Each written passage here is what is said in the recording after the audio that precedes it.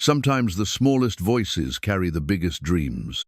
When 14-year-old Mari Santos wheels up to a grounded pilot at a small Nebraska airport, she has no idea her simple request will change two broken lives forever. Mari has been paralyzed from the waist down since a car crash took her mobility but never touched her spirit. Captain Jonah Reed lost his own daughter to cancer and hasn't found joy in flying since. Mari looks up at him and says the words that will haunt him. "Sir, I'm paralyzed, but I want to fly. Can you teach me?" What happens next involves a scrapped airplane, a team of unlikely helpers, and one girl's refusal to let her wheelchair define her limits. This is the story of how they built something extraordinary together. But can a broken pilot and a determined girl really find their way back to the sky? Before we jump back in, tell us where you're tuning in from, and if this story touches you, make sure you're subscribed, because tomorrow I've saved something extra special for you. The morning sun painted the Nebraska sky in shades of amber and rose, casting long shadows across the tarmac of Heartland Regional Airport. Mari Santos adjusted her grip on the wheels of her chair, propelling herself forward with the practiced ease of someone who had spent 7 years learning to navigate the world on her own terms. At 14, she possessed the kind of quiet determination that made adults take notice, because she demanded attention, but because she carried herself with a dignity that seemed beyond her years. The field trip had been Mrs. Henderson's idea, a way to show her 8th grade class something beyond the cornfields and grain silos that defined their small town of Millbrook. 23 students had climbed aboard the yellow school bus that morning, chattering about everything except aviation, but Mari had been different. She'd pressed her face to the window during the 40-minute drive, watching the landscape blur past, her notebook open to a page where she'd written the same 4 words over and over. "I want to fly." The worksheet had started as a therapy assignment 3 months ago. Dr. Patricia Reeves, her physical therapist, had handed her a stack of papers with cheerful questions designed to help patients process their limitations and find new goals. "Write down 3 things you want to accomplish this year," the first question had read. Mari had stared at the page for 10 minutes before writing her answer in careful cursive. "I want to fly." When Dr. Reeves had asked her to elaborate, Mari had simply copied the same phrase for questions 2 and 3. Now, as she wheeled across the uneven asphalt, Mari clutched that same worksheet in her backpack. The paper was creased and soft from handling, the ink slightly smudged from where she'd traced the words with her finger during countless sleepless nights. Her mother, Elena, had found it once while doing laundry and had sat on the edge of Mari's bed, holding the paper with tears in her eyes. "Mija," Elena had whispered, using the Spanish endearment that still carried the weight of her own childhood in Mexico. "Flying is for birds and airplanes. We need to focus on what's possible." But Mari had learned that possibility was a flexible concept. The accident that had stolen her ability to walk had also taught her that life could change in an instant, and, if it could change for the worse, perhaps it could change for the better too. She'd been 7 when the drunk driver had run the red light, turning their family sedan into twisted metal and shattered glass. She remembered the sound more than the impact, a screeching symphony of tires and breaking glass that had become the soundtrack to her nightmares for months afterward. The doctors had been gentle but direct. The damage to her spinal cord was complete. She would never walk again. But they hadn't said anything about flying. Elena Santos worked 2 jobs to keep their small apartment and pay for Mari's medical expenses. During the day, she cleaned offices in the business district, moving through empty cubicles and conference rooms with the quiet efficiency of someone who had learned to be invisible. At night, she waited tables at Rosie's Diner, serving coffee and pie to truckers and insomniacs who rarely looked up from their plates long enough to see the exhaustion in her eyes. The insurance settlement from the accident had covered the immediate medical bills, but it hadn't stretched to cover the dreams that Mari whispered to her ceiling each night. Elena had learned to budget for the essentials: rent, food, medical supplies, and the occasional movie ticket that made Mari smile. But flying lessons? That was a luxury that existed only in the realm of impossible things. Captain Jonah Reed had been impossible things personified for the past 3 years. At 42, he carried himself with the rigid posture of a man who had spent 20 years in the Air Force, but his eyes held the hollow look of someone who had lost his true north. He'd been a decorated pilot, the kind of officer who made flying look effortless, who could thread a fighter jet through mountain passes and land on aircraft carriers in rough seas without breaking a sweat. But that was before the diagnosis that had stolen his daughter's laughter, before the chemotherapy that had made her beautiful hair fall out in clumps, before the morning when he'd found her small body still and peaceful in the hospital bed, her face finally free from the pain that had consumed her final months. Sarah had been 9 when the cancer took her, 9 years old with freckles across her nose and a gap-toothed smile that could make Jonah forget about squadron meetings and flight schedules. She'd wanted to be a pilot like her daddy, had worn his old Air Force cap around the house and made airplane noises while running through the hallways with her arms outstretched. The Air Force had been understanding about his request for discharge. They'd seen enough military families destroyed by loss to recognize the signs of a man who needed to find his way back to himself. But 3 years later, Jonah still felt lost. He'd taken the cargo pilot job at Heartland Regional because it paid the bills and required minimal human interaction. He flew freight runs between small airports, carrying packages and mail to places that the major airlines had forgotten. It was flying without passion, aviation stripped of its magic. Heartland Regional Airport existed in the space between significance and abandonment. Built in the 1960s, during the height of America's love affair with small aircraft, it had once buzzed with activity. Flying clubs had gathered on weekend mornings, their single-engine planes lined up on the tarmac like eager horses waiting for their riders.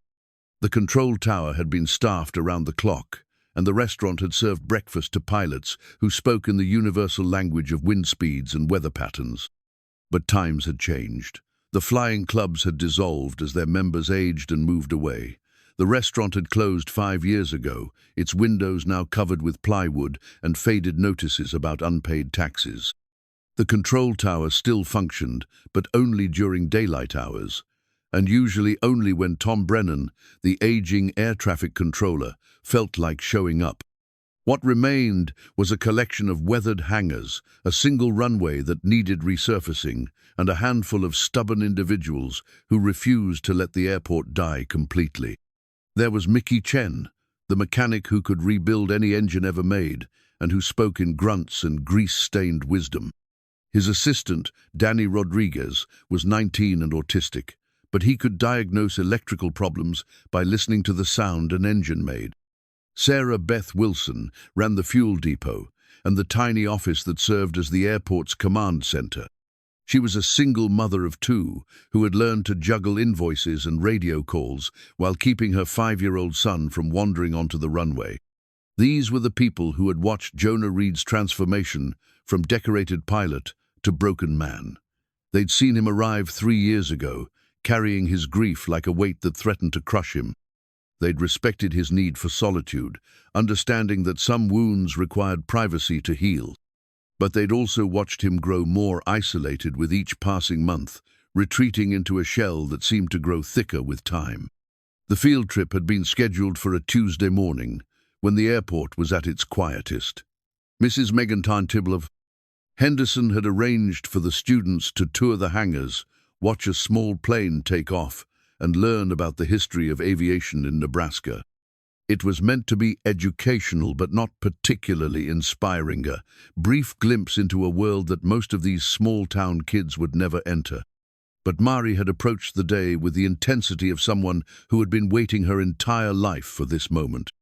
She'd researched everything she could find about flying, reading articles on adaptive aviation and studying the basic principles of flight. She'd memorized the names of aircraft parts and understood the science behind lift and thrust. When the bus had pulled into the airport parking lot, she'd been ready. The other students had gathered around Mrs. Henderson, listening to her explain the day's schedule with the polite attention of teenagers who were already thinking about lunch. But Mari had been scanning the tarmac, looking for something or someone who might hold the key to her impossible dream. She'd spotted Captain Reed emerging from the cargo plane, his uniform crisp despite the early hour, his face set in the neutral expression of a man who had learned to keep the world at arm's length. He'd been checking his clipboard, methodically going through the post-flight routine that had become as automatic as breathing. Mari had watched him from across the tarmac, noting the way he moved with the confidence of someone who belonged in the sky. There was something in his bearing that spoke of expertise, of a man who understood the mysteries of flight in ways that textbooks couldn't teach.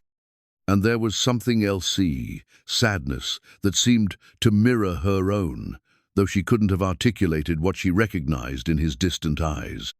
The decision to approach him had been impulsive, driven by a certainty that surprised even her. While her classmates followed Mrs. Henderson toward the first hangar, Mari had broken away from the group, propelling her wheelchair across the uneven asphalt with determination that bordered on desperation.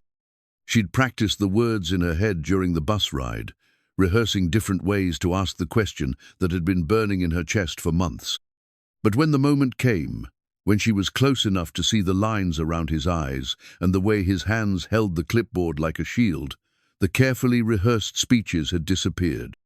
"Sir," she'd said, her voice carrying across the morning air with startling clarity, "I'm paralyzed, but I want to fly. Can you teach me?" And in that moment, everything had changed. Not just for Mari, who had finally found the courage to speak her dream aloud, but for Jonah Reed, who had been reminded that some questions were too important to answer with silence. The crumpled therapy worksheet in Mari's backpack had become something more than a childhood wish. It had become a challenge to both of them, to remember that impossible things sometimes just needed the right person to make them possible. The morning sun continued its climb across the Nebraska sky, painting the world in shades of hope and possibility. And in the space between a question and its answer, two broken lives began to discover that healing sometimes came in the most unexpected forms. Jonah Reed had been asked many questions in his 42 years. Flight instructors had quizzed him on weather patterns and emergency procedures. Military commanders had demanded answers about mission parameters and combat readiness. Doctors had pressed him for details about Sarah's symptoms, her pain levels, her hopes for tomorrow. But no one had ever asked him something that cut through his defenses quite like Mari Santos had done that Tuesday morning. "Sir, I'm paralyzed, but I want to fly. Can you teach me?" The words hung in the air between them like a challenge to the natural order of things. Jonah's first instinct was to offer the kind of gentle deflection that adults used when children asked for impossible things. "I'm sorry," he'd started to say, the phrase automatic and safe. But something in Mari's steady gaze had stopped him mid-sentence. She wasn't looking at him with the wide-eyed wonder that most kids displayed around airplanes. There was no starry-eyed fantasy in her expression, no casual curiosity about what it might be like to fly. Instead, her brown eyes held the kind of focused intensity that Jonah recognized from his own mirror during the years when flying had been his entire world. This wasn't a child asking about a dream, this was a pilot asking about her future. "I've been researching adaptive aviation," Mari continued, when Jonah didn't immediately respond. "I know about Jessica Cox, who flies without arms, and Randy Whitman, who taught paraplegic pilots after Vietnam. It's possible, right?" Jonah felt something shift inside his chest, a loosening of the tight knot that had lived there since Sarah's death. This girl had done her homework. She wasn't asking him to make the impossible happen. She was asking him to help her do what others had already proven could be done. "It's complicated," he said finally, his voice rougher than he'd intended. "The FAA has strict medical requirements, but not prohibitive ones," Mari interrupted, and Jonah realized she probably knew the regulations better than most pilots did. Section 60(1.53) allows for special medical certificates in cases where the pilot can demonstrate competency despite physical limitations. And the sport pilot category has even more flexibility for adaptive equipment. Jonah stared at her for a long moment, processing the fact that this 14-year-old had just quoted federal aviation regulations with the precision of a flight instructor. "How do you know all this?" Mari's smile was the first truly genuine expression he'd seen from her. "I told you, I've been researching. I spend a lot of time in the library after school while my mom works. Mrs. Patterson, the librarian, helped me access aviation databases through the university system." The sound of voices drew their attention back to the field trip group. Mrs. Henderson was calling for Mari to rejoin them, her voice carrying the edge of a teacher who had momentarily lost track of a student. But Mari didn't move, and neither did Jonah. "You really want to fly," he said. It wasn't a question. "More than anything," Mari replied, and the simple honesty in her voice broke something open in Jonah's carefully guarded heart. That afternoon, after the students had returned to their bus and the airport had settled back into its usual quiet rhythm, Jonah found himself walking toward Hangar C. He hadn't set foot in the old building for months, not since Mickey Chen had mentioned that it was being used to store aircraft that were destined for salvage or sale.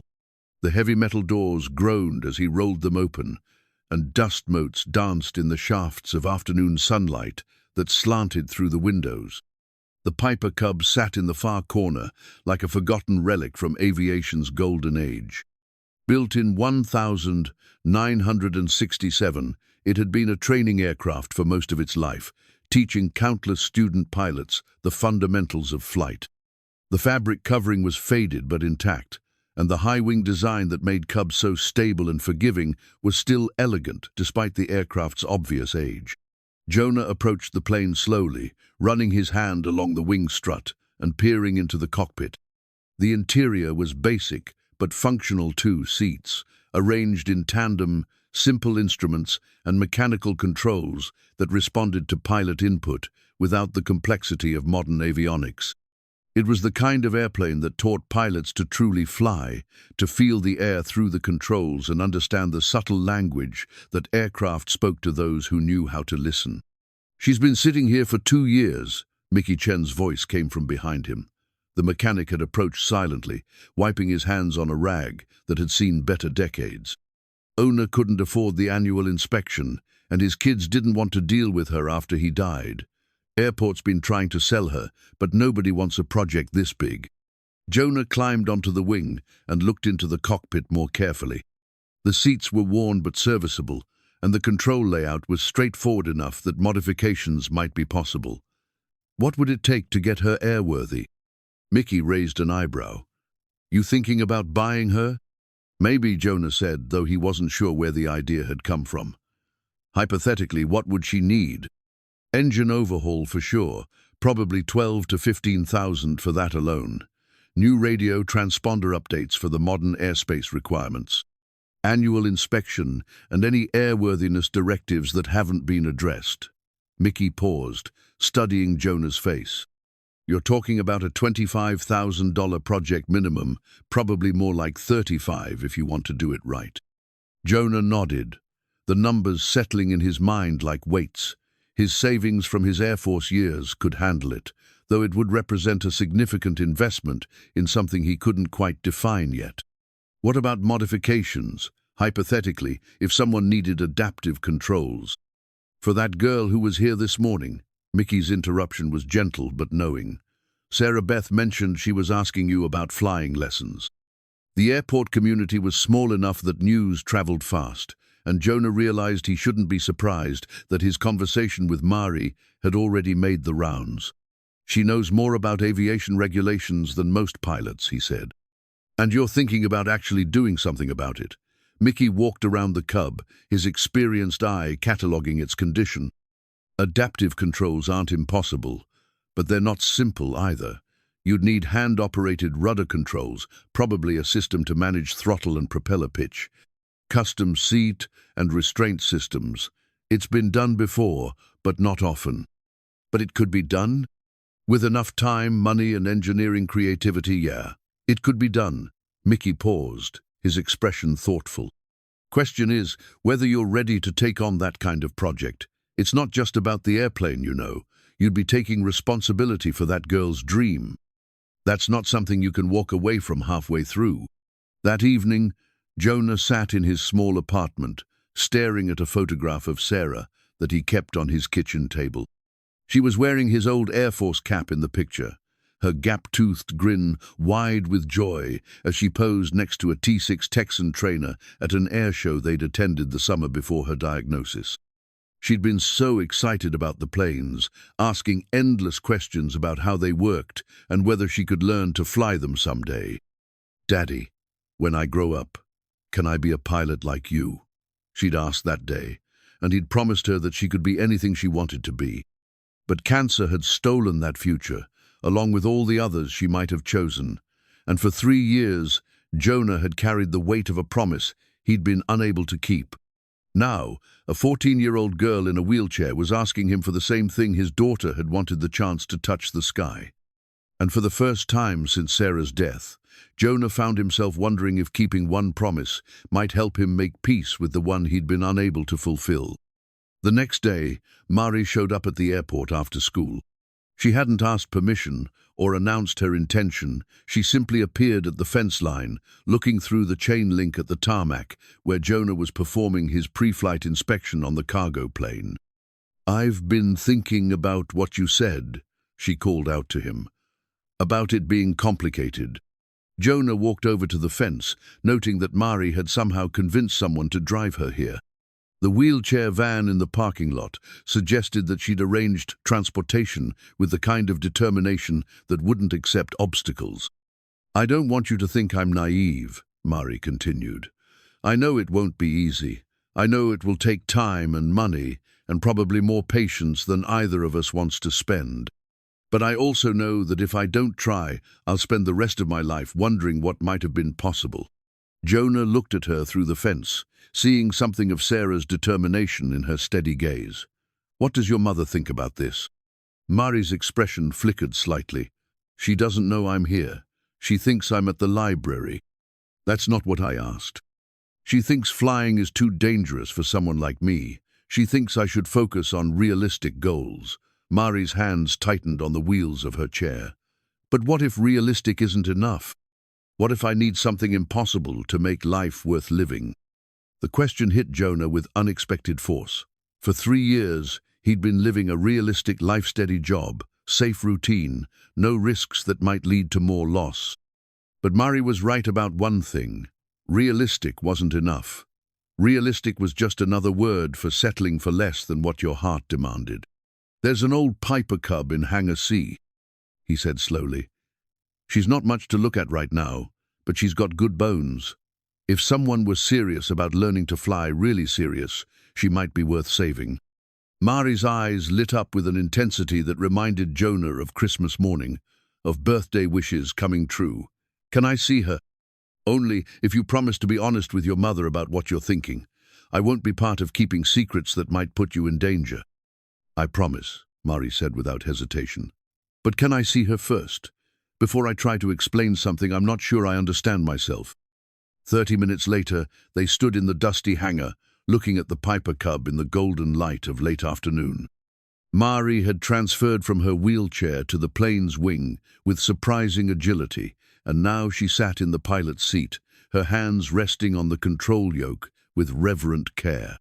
"She's beautiful," Mari whispered, and Jonah realized that beauty, like possibility, was often a matter of perspective.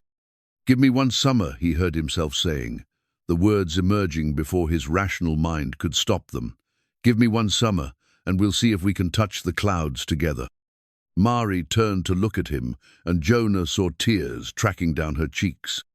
But they weren't tears of sadness, they were tears of someone who had just been told that impossible things sometimes happened to people who were brave enough to ask for them. "Do you mean it?" she asked.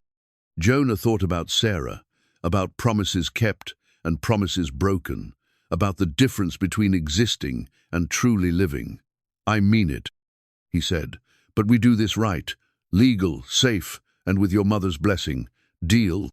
"Deal," Mari said, and as they shook hands in the fading light of the hangar, Jonah felt something he hadn't experienced in 3 years, the stirring of hope. The notebook was spiral-bound and covered in doodles of airplanes, but the sketches inside revealed a mind that approached problems with engineering precision. Mari had spent the past week filling page after page with drawings that showed how aircraft controls might be modified for someone without the use of their legs. Her mechanical pencil had worn down to a stub as she worked through the physics of flight, translating theoretical knowledge into practical solutions. "Look at this," she said, spreading the notebook across the small table in Rosie's diner where she'd convinced Jonah to meet her. "Traditional rudder pedals control yaw, right? But there's no reason that function has to come from your feet. What if we used hand controls instead?" Jonah studied the sketches, impressed despite himself by their technical accuracy. Mari had drawn cutaway views of the Piper Cub's cockpit, showing how joystick-style controls could be mounted on either side of the pilot's seat. Cables and pulleys were carefully rendered, with notes about mechanical advantage and control sensitivity written in her neat handwriting. "You've been thinking about this seriously," he said. "I've been thinking about nothing else," Mari admitted. "Mrs. Patterson helped me check out every book the library has on aircraft design and adaptive technology. Did you know that during World War II, they had pilots with amputated legs flying combat missions? The Royal Air Force had an entire squadron of disabled pilots. Mari Santos appeared beside their table, coffee pot in hand and wariness in her eyes. She'd been less than enthusiastic when Mari had finally worked up the courage to explain her plans, and her presence at this meeting felt more like an interrogation than a consultation. "More coffee, Captain Reed?" Elena asked, her tone polite but strained. "Please," Jonah said, noting the way Elena avoided making eye contact with her daughter. The tension between mother and daughter was palpable, built from 7 years of Elena protecting Mari from disappointment and Mari pushing against those protective boundaries. "Mom, look at these drawings," Mari said, turning the notebook so Elena could see the sketches. "It's not as impossible as you think. The technology exists, we just have to adapt it." Elena glanced at the pages, and Jonah saw her expression soften slightly as she took in the detailed work her daughter had done. "Mija, this is very impressive, but drawing pictures and actually flying an airplane are two very different things." "I know that," Mari said, frustration creeping into her voice. "That's why I need to learn. That's why Captain Reed is going to teach me." "If your mother agrees," Jonah interjected, earning a grateful look from Elena. "And if we can prove that it's safe." Elena set down the coffee pot and slid into the booth beside Mari. "Captain Reed, I appreciate that you want to help my daughter, but Mari has been through enough disappointment in her life. I won't watch her get her hopes up for something that might not be possible. With respect, Mrs. Santos, we won't know what's possible until we try," Jonah said. "But I understand your concerns. What if we started small, ground school, basic theory, no actual flying until we're all confident that it can be done safely?" Mari's eyes lit up. "Ground school is where all pilots start anyway. I could learn navigation, weather theory, aircraft systems. You've already learned half of that on your own," Jonah observed. "But there's a difference between reading about flying and understanding what it really means to be responsible for an aircraft." Over the next hour, they negotiated the terms of Mari's aviation education. Elena remained skeptical but agreed to a trial period 2 weeks of after-school ground instruction at the airport. If Mari lost interest, or if the instruction proved too dangerous, they would revisit the agreement. If she thrived, they would consider the next steps. "But no flying," Elena insisted. "Not until I'm convinced this isn't just going to end in heartbreak." "No flying," Jonah agreed, though he could see in Mari's face that she was already imagining herself in the cockpit of the Piper Cub. The next afternoon, Mari arrived at the airport with a backpack full of aviation textbooks and a determination that impressed even Mickey Chen. The mechanic had volunteered to help with the technical aspects of her education, partly out of curiosity and partly because he'd never met a kid who could discuss carburetor icing with such enthusiasm. "First lesson," Jonah said, leading Mari into the small office that served as the airport's nerve center. "Flying isn't about the romance of soaring through clouds. It's about understanding systems, managing risk, and making good decisions under pressure. Are you ready for that? I've been ready my entire life, Mari replied. They started with the basics, the four forces of flight, how wings generated lift, why airplanes stayed in the air instead of falling like rocks. Mari absorbed the information with the focus of someone who had been waiting years to learn these secrets.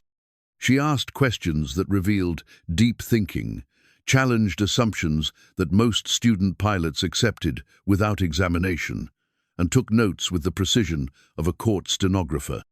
Angle of attack is the relationship between the wing and the relative wind. Jonah explained, using a model airplane to demonstrate the concept. Too little, and you don't generate enough lift. Too much, and the wing stalls. But what about ground effect? Mari asked. When you're flying close to the ground, the wing becomes more efficient because the air can't escape around the wingtips as easily. Does that change the angle of attack calculations? Jonah paused, realizing that Mari had just demonstrated an understanding of aerodynamics that some licensed pilots never achieved. Where did you learn about ground effect? Internet forums, Mari said with a slight smile. Pilots love to talk about flying, and I love to listen. Danny Rodriguez, Mickey's autistic assistant, had been quietly organizing parts in the corner of the hangar while Mari's lessons took place. But on the third day, he approached their improvised classroom with hesitant steps and a circuit board in his hands. This could work for hand controls, he said without preamble, holding up a servo motor assembly that looked like it had been salvaged from a radio-controlled airplane. Variable resistance, proportional response, lightweight. Mari wheeled over to examine the device, her eyes bright with excitement. You're thinking about electronic controls instead of mechanical ones? Danny nodded, his words coming in the rapid-fire delivery that marked his excitement. Mechanical systems have friction, wear points, cable stretch. Electronic controls can be programmed for sensitivity, dampening, even automatic trim adjustment. Much more precise for someone who needs non-standard interfaces. Jonah watched the interaction between Mari and Danny with growing amazement. Here was a 14-year-old girl in a wheelchair and a 19-year-old autistic electronics genius, solving engineering problems that had stumped professional aircraft manufacturers for decades. The FAA might not approve electronic primary flight controls, Jonah said, though his tone suggested he was thinking out loud rather than dismissing the idea. Not for commercial aircraft, Mari agreed, but experimental category allows much more flexibility, and if we can prove that the system is reliable, it could set a precedent for other adaptive installations. Sarah Beth Wilson had been listening from her desk near the radio, handling the afternoon's light traffic while keeping one ear on the technical discussion. You know, she said during a lull in the radio chatter, there's a guy over in Omaha who builds custom avionics for racing planes. He might be interested in something like this. Good publicity for his business, and he loves engineering challenges. Racing avionics would be overkill for a Piper Cub, Mickey observed, but his tone suggested he was intrigued by the possibility. Not overkill, Danny corrected. Overbuilt, which is exactly what you want for something this important. Redundancy, fail-safes, monitoring systems that can detect problems before they become dangerous. Mari's notebook was filling with new sketches, these ones incorporating Danny's electronic control concepts. The drawings showed joystick assemblies mounted on adjustable arms, with backup mechanical controls that could be engaged if the electronic systems failed. It was sophisticated engineering disguised as teenager enthusiasm. How long would it take to build something like this? Mari asked. Depends on how much help we can get, Danny replied, and how much money we can spend. For the first time since they'd started discussing the project, Mari's expression grew troubled. Money's going to be a problem. My mum's insurance covers medical stuff, but not dreams. Dreams have a way of finding funding when the right people hear about them, Sarah Beth said from her desk. You'd be surprised how many folks around here remember what it was like to want something impossible. That evening, Jonah found himself calling his former squadron commander, a man who had moved on to civilian aviation and now worked for the FAA's Medical Certification Office.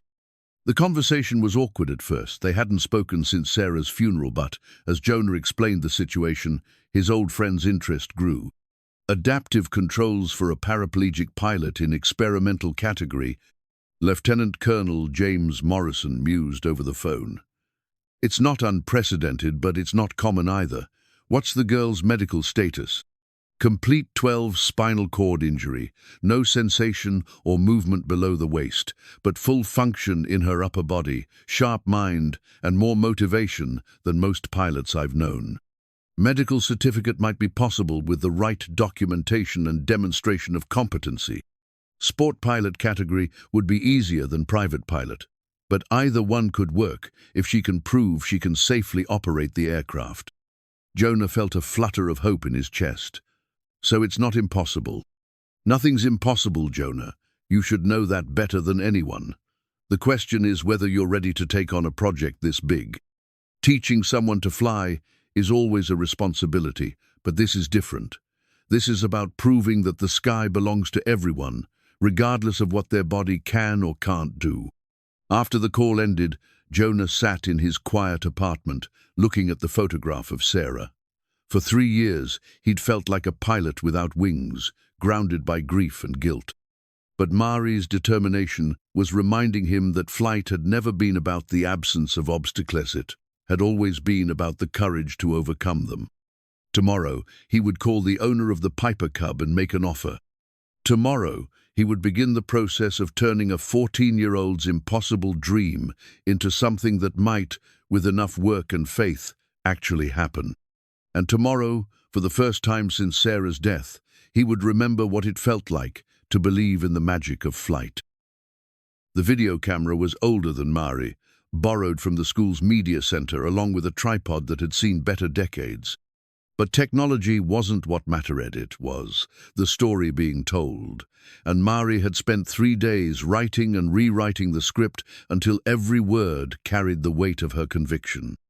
She sat in her wheelchair at the edge of the runway, the morning sun creating a golden halo around her dark hair. Behind her, the Piper Cub waited in the hangar, still a project, but no longer a dream deferred. The purchase had been completed the week before, with Jonah using his savings and a small loan to cover the $28,000 that Mickey had calculated for the restoration. "My name is Mari Santos," she said to the camera, her voice steady despite the importance of what she was about to share with the world.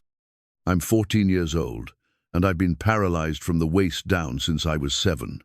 Most people look at me and see limitations, but I look at the sky and see possibilities." Sarah Beth operated the camera, while her 5-year-old son, Tyler, sat cross-legged on the tarmac, fascinated by the process. Elena had driven Mari to the airport that morning, her initial resistance gradually giving way to grudging support as she watched her daughter's determination grow stronger each day. "For months, I've been researching adaptive aviation," Mari continued, her words carrying the conviction of someone who had done her homework. "I've learned that the sky doesn't care whether you can walk, it only cares whether you can fly, and I believe I know that I can learn to fly." The video would be posted to a crowdfunding website that Sarah Beth had helped Mari navigate. The goal was modest by internet standards, $15,000 to cover the adaptive control modifications and the first year of flight training costs.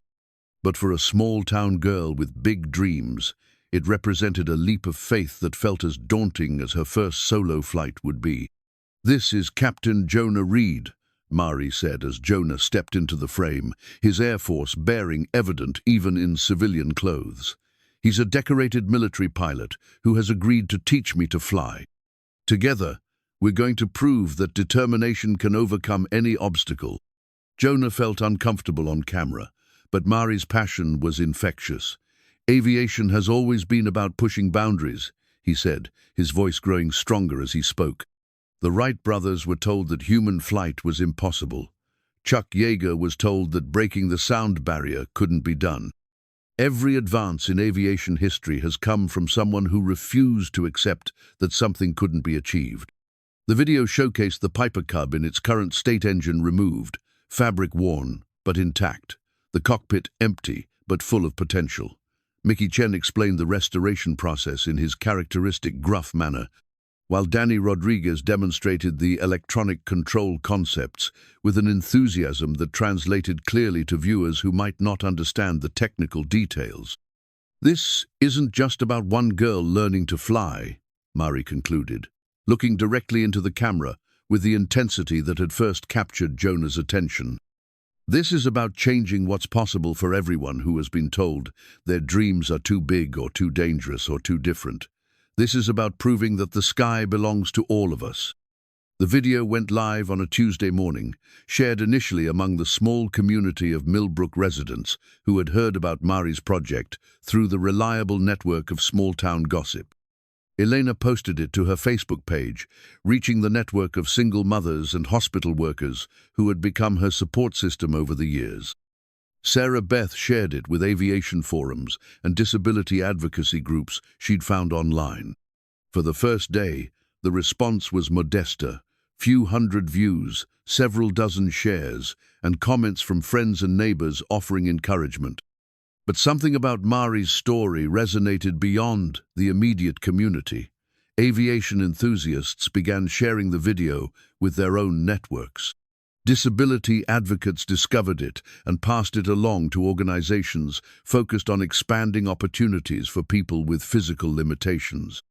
By the end of the week, the video had been viewed 12,000 times and had raised nearly $3,000. Comments poured in from around the world, pilots sharing their own stories of overcoming obstacles, parents of disabled children expressing gratitude for Mari's example, engineers offering technical advice and assistance.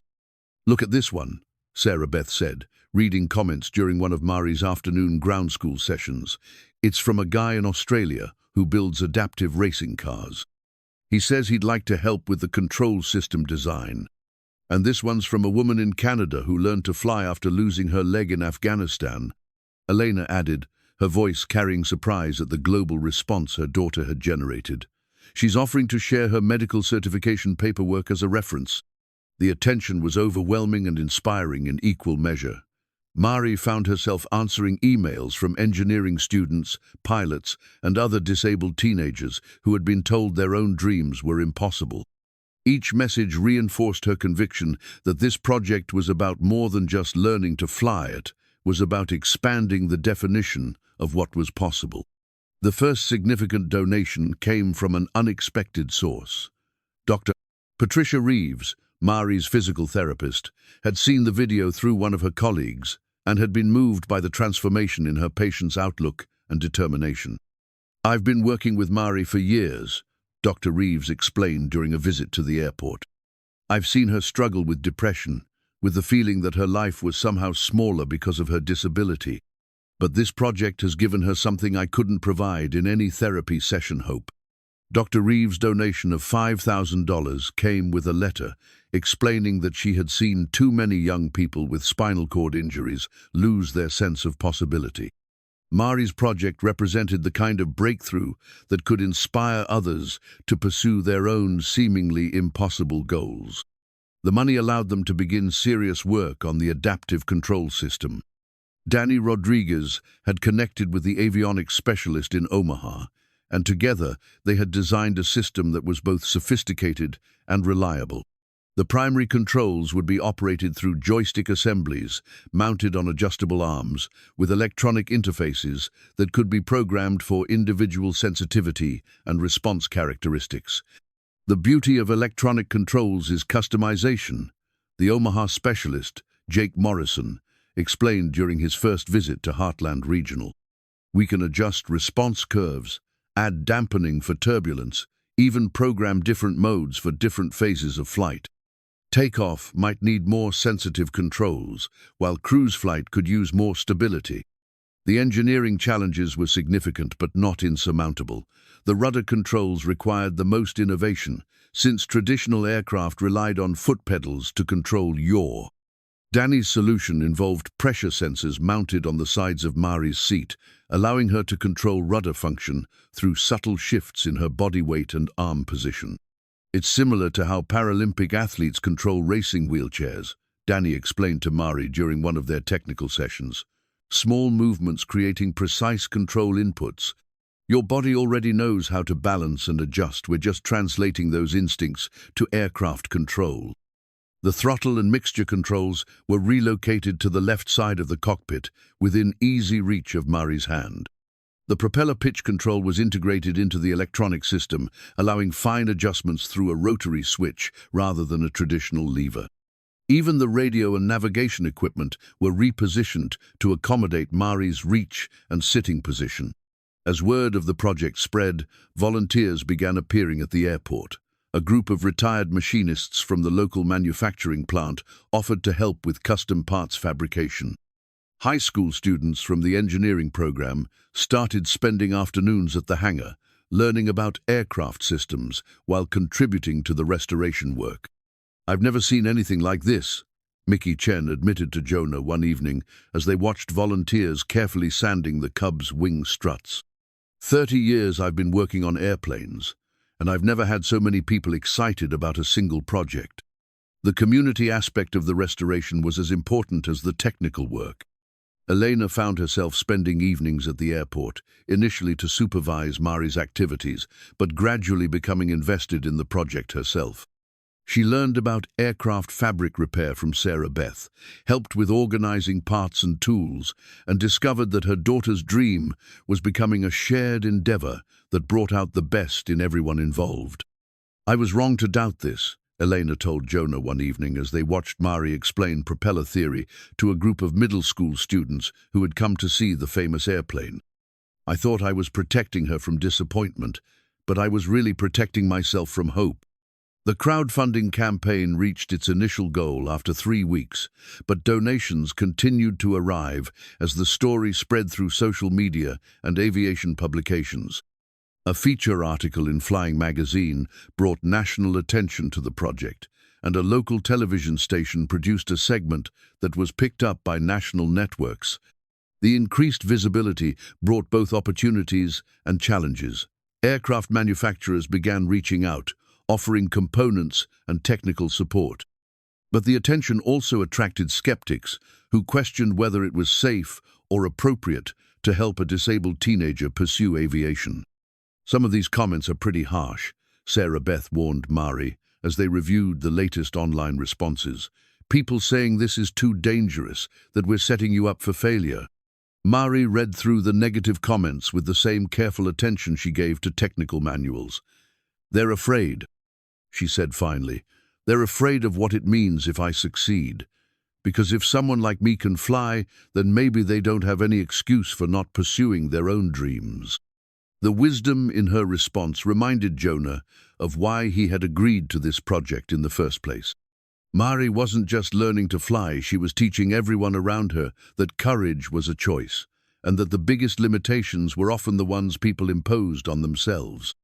As summer approached and the Piper Cub began to look more like a functional aircraft and less like a restoration project, the excitement at Heartland Regional Airport was palpable. The adaptive control system was nearly complete, the engine was being prepared for installation, and Mari's ground school education had progressed to the point where she could probably pass the written exam for her private pilot's license.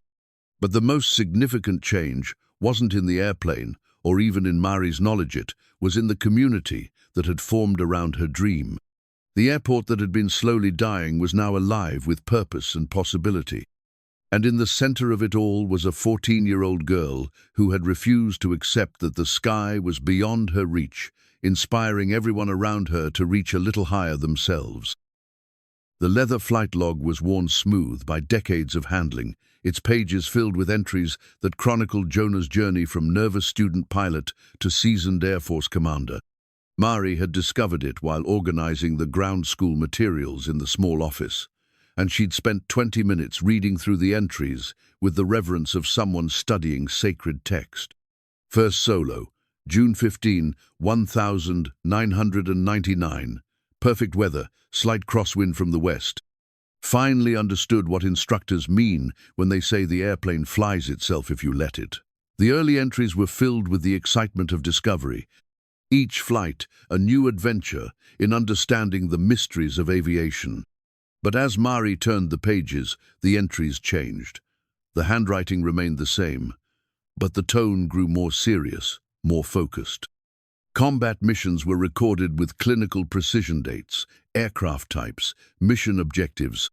There was little emotion in these entries, just the bare facts of sorties flown in places whose names Mari recognized from news reports. The final entries were the most difficult to read. They chronicled the gradual end of Jonah's military career, the transition from active duty to civilian life, and the growing gap between his love of flying and his ability to find joy in it. The last entry was dated 3 years ago. Final flight as Air Force pilot. Sarah would have been proud. Don't know what comes next. You weren't supposed to see that, Jonah said from the doorway, his voice carrying a mixture of embarrassment and resignation. Mari looked up from the logbook, her expression thoughtful rather than apologetic. I'm sorry. I was just trying to organize the books and it fell open, but I'm glad I saw it. Why?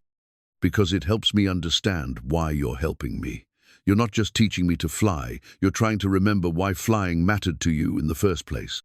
Jonah entered the office and sat down across from Mari, noting how the afternoon light streaming through the window seemed to illuminate the wisdom in her young face. Sarah wanted to be a pilot, he said quietly.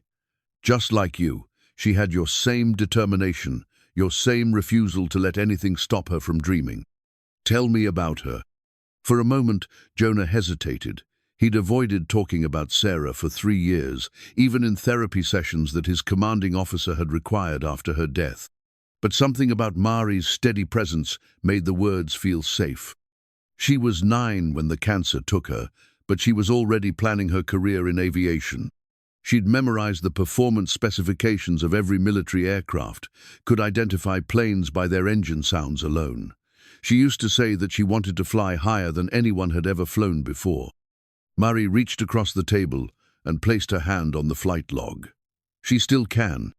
Through you teaching me, through this project, through everyone who learns that impossible things are just things that haven't been done yet. The physical therapy sessions had taken on new dimensions since Mari began her aviation training. Dr.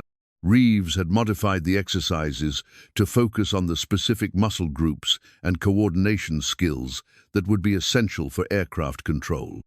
Mari's upper body strength had improved dramatically, but more importantly, her sense of body awareness and proprioception had become remarkably refined. Flying requires a different kind of physical intelligence, Dr. Reeves explained to Elena during one of their progress meetings. Mari is developing the ability to make micro-adjustments without conscious thought, to feel changes in pressure and movement that most people would never notice. It's remarkable to watch. The adaptive control system was nearing completion, and Mari spent hours each day practicing with the electronic interfaces that Danny had programmed. The joystick assemblies responded to subtle pressure changes, allowing her to practice control inputs while the Piper Cub remained on the ground. Danny had even programmed a flight simulator mode that provided feedback about how her inputs would translate to actual aircraft movement. Rudder control is still the most challenging aspect, Danny admitted during one of their technical sessions. The pressure sensors work well for small adjustments, but major corrections require more force than we initially calculated. What if we added a backup system? Mari suggested, her mind working through the problem with the methodical approach she'd developed over months of study. Hand-operated rudder controls that I could use for major adjustments, with the pressure sensors handling fine-tuning. That's brilliant, Jake Morrison said when Danny described Mari's suggestion during their weekly video conference. Dual-mode control systems are standard in high-performance aircraft. Primary controls for normal operations, backup systems for emergency situations. The technical challenges were significant, but they paled in comparison to the emotional obstacles that Jonah was discovering within himself. Working with Mari had awakened feelings and memories that he'd carefully buried after Sarah's death. The joy of teaching, the satisfaction of watching someone discover their capabilities, the profound responsibility of nurturing another person's dreams, these were experiences he'd thought were lost to him forever. But they also brought pain. Every breakthrough that Mari achieved reminded him of the milestones that Sarah would never reach. Every moment of pride he felt in Mari's progress was shadowed by grief for the daughter who would never experience the magic of her first solo flight.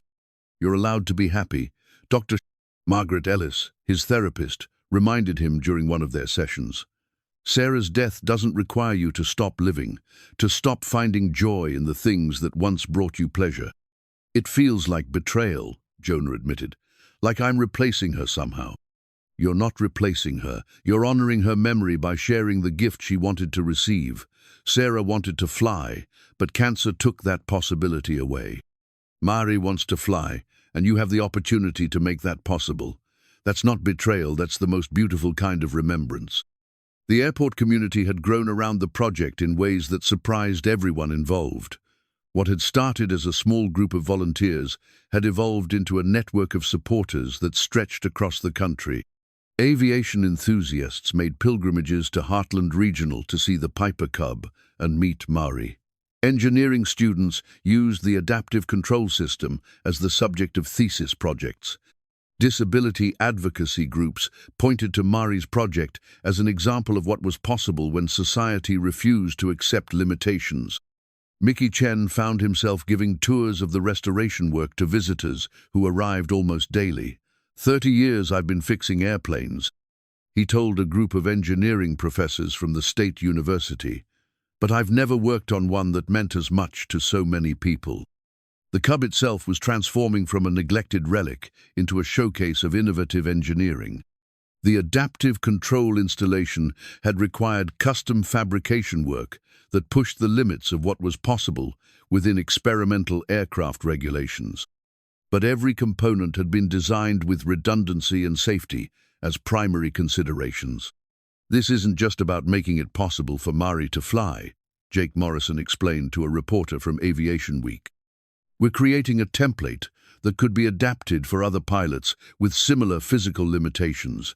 This airplane could be the prototype for a whole new category of adaptive aviation."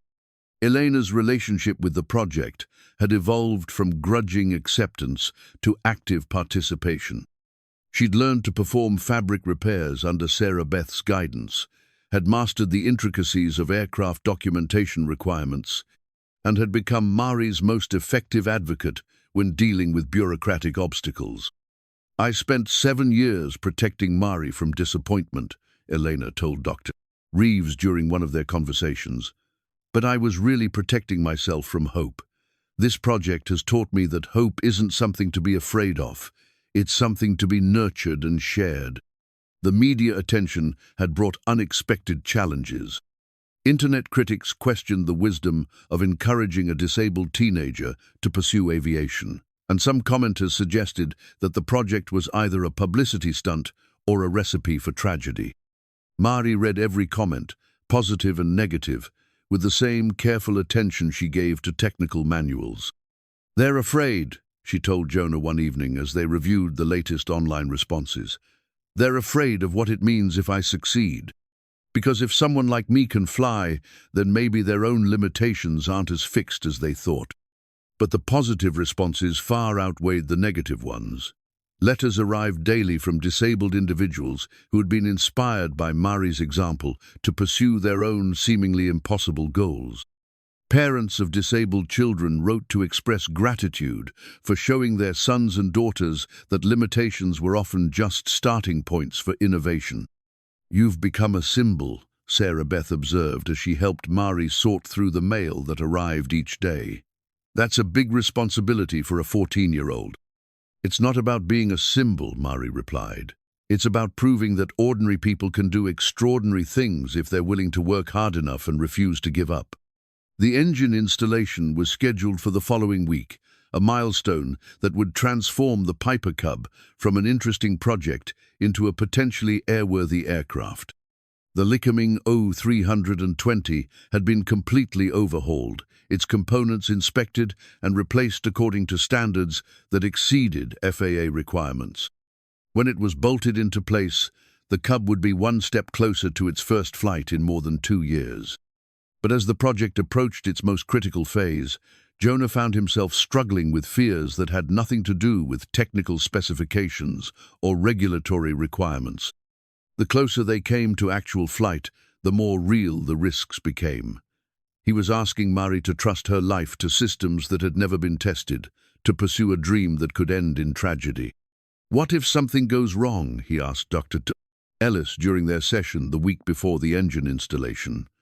"What if I'm setting her up for the same kind of loss that I experienced with Sarah? What if everything goes right?" Dr. Ellis countered. "What if you're giving her the gift of flight that Sarah never had the chance to receive? What if you're proving that love and determination can overcome any obstacle?" That evening, Jonah sat in the hangar with the Piper Cub, running his hands along the wing struts and examining the adaptive control installation. The airplane represented more than a restoration project. It was a testament to the power of shared dreams and collective effort. It was proof that impossible things sometimes just needed the right combination of courage, skill, and faith to become reality. And in the morning, they would take the next step toward making Mari's impossible dream come true. The flight training manual was unlike any textbook Mari had ever encountered. Created specifically for her by a collaboration between Jonah, Jake Morrison, and several adaptive aviation specialists, it integrated traditional flight instruction with the unique considerations of her physical situation and the modified control systems. Every page reflected hundreds of hours of research and consultation, distilled into guidance that was both comprehensive and accessible. Traditional flight training assumes certain physical capabilities, Jonah explained, as he presented the manual to Mari on a crisp morning in early May. This manual assumes intelligence, determination, and the ability to adapt. Those are the qualities that really matter. Mari opened the manual to the first chapter, noting how the familiar principles of flight had been recontextualized for her situation. The 4 forces of flight: lift, thrust, drag, and weight were explained in terms of how they would feel through her adaptive control system. The sensation of lift wouldn't come through her feet on rudder pedals, but through pressure changes in the joystick controls and the gentle shifting of the aircraft around her. Chapter 7 covers emergency procedures, Mari observed, flipping through the pages. "That's more detailed than anything I've seen in standard training materials." "Emergency procedures are critical for any pilot," Jonah said, "but they're especially important when you're flying with adaptive systems. You need to understand not just what to do if something goes wrong, but how to recognize problems before they become dangerous." The manual included detailed checklists for every phase of flight, from pre-flight inspection through post-flight shutdown. But unlike standard checklists, these had been modified to account for Mari's reach limitations and the electronic control interfaces. Each item was clearly defined, with backup procedures and alternative methods for situations where the primary approach might not be feasible. Elena had taken a personal day from her cleaning job to observe Mari's first intensive training session with the manual. She sat in the small office, listening to her daughter discuss angle of attack and center of gravity calculations with the fluency of someone who had been born to fly. "I never understood why this was so important to her," Elena told Sarah Beth quietly as they watched Mari practice emergency procedures on the electronic simulator. "But seeing her like this, so focused, so capable, I'm beginning to understand that this isn't just about flying. This is about her becoming who she was meant to be." The ground school curriculum had expanded beyond basic flight training to include advanced topics that most student pilots never encountered. Mari was learning about high-altitude physiology, complex weather patterns, and aircraft performance calculations that would allow her to understand every aspect of her aircraft's capabilities. "Most pilots learn to fly by rote," explained Dr. James Morrison, Jonah's former squadron commander, during one of his visits to review Mari's progress. "They memorize procedures and practice standard responses, but Mari is learning to understand the why behind every action. That's going to make her a better pilot than most people who have been flying for years." The technical aspects of her training were supplemented by practical skills that would be essential for aircraft ownership and maintenance. Mickey Chen taught her to perform basic inspections, to recognize signs of wear or damage that could affect safety. Danny Rodriguez showed her how to troubleshoot the electronic control systems, to understand the diagnostic codes and backup procedures that could prevent minor problems from becoming major emergencies. An airplane is only as reliable as the pilot's understanding of its systems. Mickey observed as Mari practiced, checking oil levels and examining control surfaces for damage. Mari knows this aircraft better than most mechanics know, the planes they work on every day. The community's investment in Mari's success had grown beyond financial contributions to include emotional and practical support that surprised everyone involved. Local businesses had begun offering services and materials at cost, understanding that they were contributing to something larger than a single person's dream. The high school's engineering club had adopted Mari's project as their annual focus, with students competing to design improvements to the adaptive control system. "This has become bigger than any of us expected," Sarah Beth observed as she coordinated the schedule of volunteers and visitors who arrived at the airport daily. "Mari wanted to learn to fly, but she's ended up teaching all of us about what's possible when a community decides to support someone's dream." The attention had attracted interest from aviation organizations and disability advocacy groups across the country. The Experimental Aircraft Association had featured Mari's story in their monthly magazine, and the International Association of Women in Aviation had nominated her for their Outstanding Youth Achievement Award. But perhaps most meaningfully, other disabled individuals had begun contacting Heartland Regional Airport to inquire about similar training opportunities. "We're getting calls from all over the country," Elena told Mari one evening as they sorted through the week's correspondence. "Parents of disabled children, veterans who lost limbs in combat, people who had given up on flying because they thought their disabilities made it impossible." "That's the real purpose of all this," Mari replied, her voice carrying a maturity that sometimes surprised her mother. "It's not about me proving that I can fly. It's about proving that anyone can fly if they're willing to work hard enough and refuse to accept limitations." Jonah's personal transformation had been as dramatic as Mari's technical progress. The isolated, grief-stricken man, who had emerged from his cargo plane 6 months ago, had been replaced by someone who approached each day with purpose and enthusiasm. His flying had regained the precision and joy that had made him an exceptional military pilot, and his teaching had the patient effectiveness of someone who truly understood both the technical and emotional aspects of aviation. "Working with Mari has reminded me why I became a pilot in the first place," he told Dr. Ellis during one of their sessions. "It wasn't about the adrenaline or the technical challenge. It was about the freedom, the sense of possibility that comes from being able to leave the ground behind and see the world from a completely different perspective." The therapeutic value of the project had extended beyond Jonah to encompass the entire airport community. Mickey Chen had rediscovered his passion for precision mechanical work. Danny Rodriguez had found recognition for his technical abilities and social acceptance that had eluded him in traditional educational settings. Sarah Beth had developed organizational and communication skills that were opening new career possibilities. This place was dying before Mari showed up, Mickey admitted to a visiting journalist. "We were all just going through the motions, maintaining equipment and processing paperwork without any real sense of purpose. But working on this project has reminded us that aviation is about dreams, not just transportation." The Piper Cub had been transformed from a derelict aircraft into a showcase of innovative engineering and meticulous craftsmanship. The adaptive control installation was complete, the engine had been installed and tested, and the aircraft had passed its annual inspection with commendations from the FAA examiner who had reviewed the modification work. "This is some of the finest adaptive engineering I've ever seen," Inspector Robert Chen had written in his report.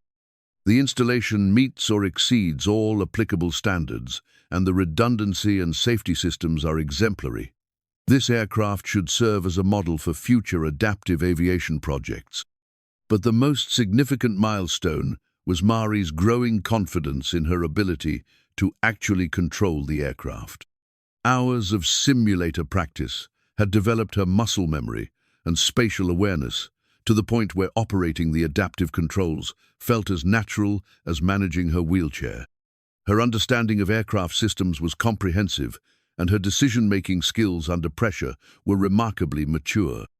"She's ready for actual flight instruction," Jonah told Elena during one of their weekly progress meetings. "The ground school is complete, the aircraft is airworthy, and Mari has demonstrated competency with all the systems. The next step is taxi practice, learning to control the aircraft while it's moving on the ground." Elena felt a familiar mixture of pride and terror at the prospect of her daughter actually operating an aircraft. "How dangerous is taxi practice?" "Much less dangerous than driving a car," Jonah assured her. "We'll start with straight-line taxi runs at very low speeds, just learning how the controls feel when the aircraft is actually moving. Mari will be in complete control, but I'll be right beside her with backup controls if anything unexpected happens." That evening, Mari sat in her room with the flight training manual open to the chapter on taxi procedures. The photographs showed pilots learning to manage the delicate balance of power, steering, and braking that allowed aircraft to move safely on the ground. For months, she had imagined this moment, the first time she would actually control an aircraft under its own power. But as the reality approached, she found herself thinking not just about the technical challenges ahead, but about the symbolic significance of what they were attempting. Every taxi run, every training flight, every milestone they achieved would be proof that limitations were often just starting points for innovation. Her phone buzzed with a text message from Dr. Reeves. "Saw the article in Flying Magazine. So proud of how far you've come. Remember that courage isn't the absence of fear, it's the decision to act in spite of fear." Mari smiled, understanding that tomorrow would bring new challenges and new opportunities to prove that impossible things were just things that hadn't been accomplished yet. The flight training manual was more than a textbook. It was a roadmap to a future that she was creating, one page, one lesson, one courageous decision at a time.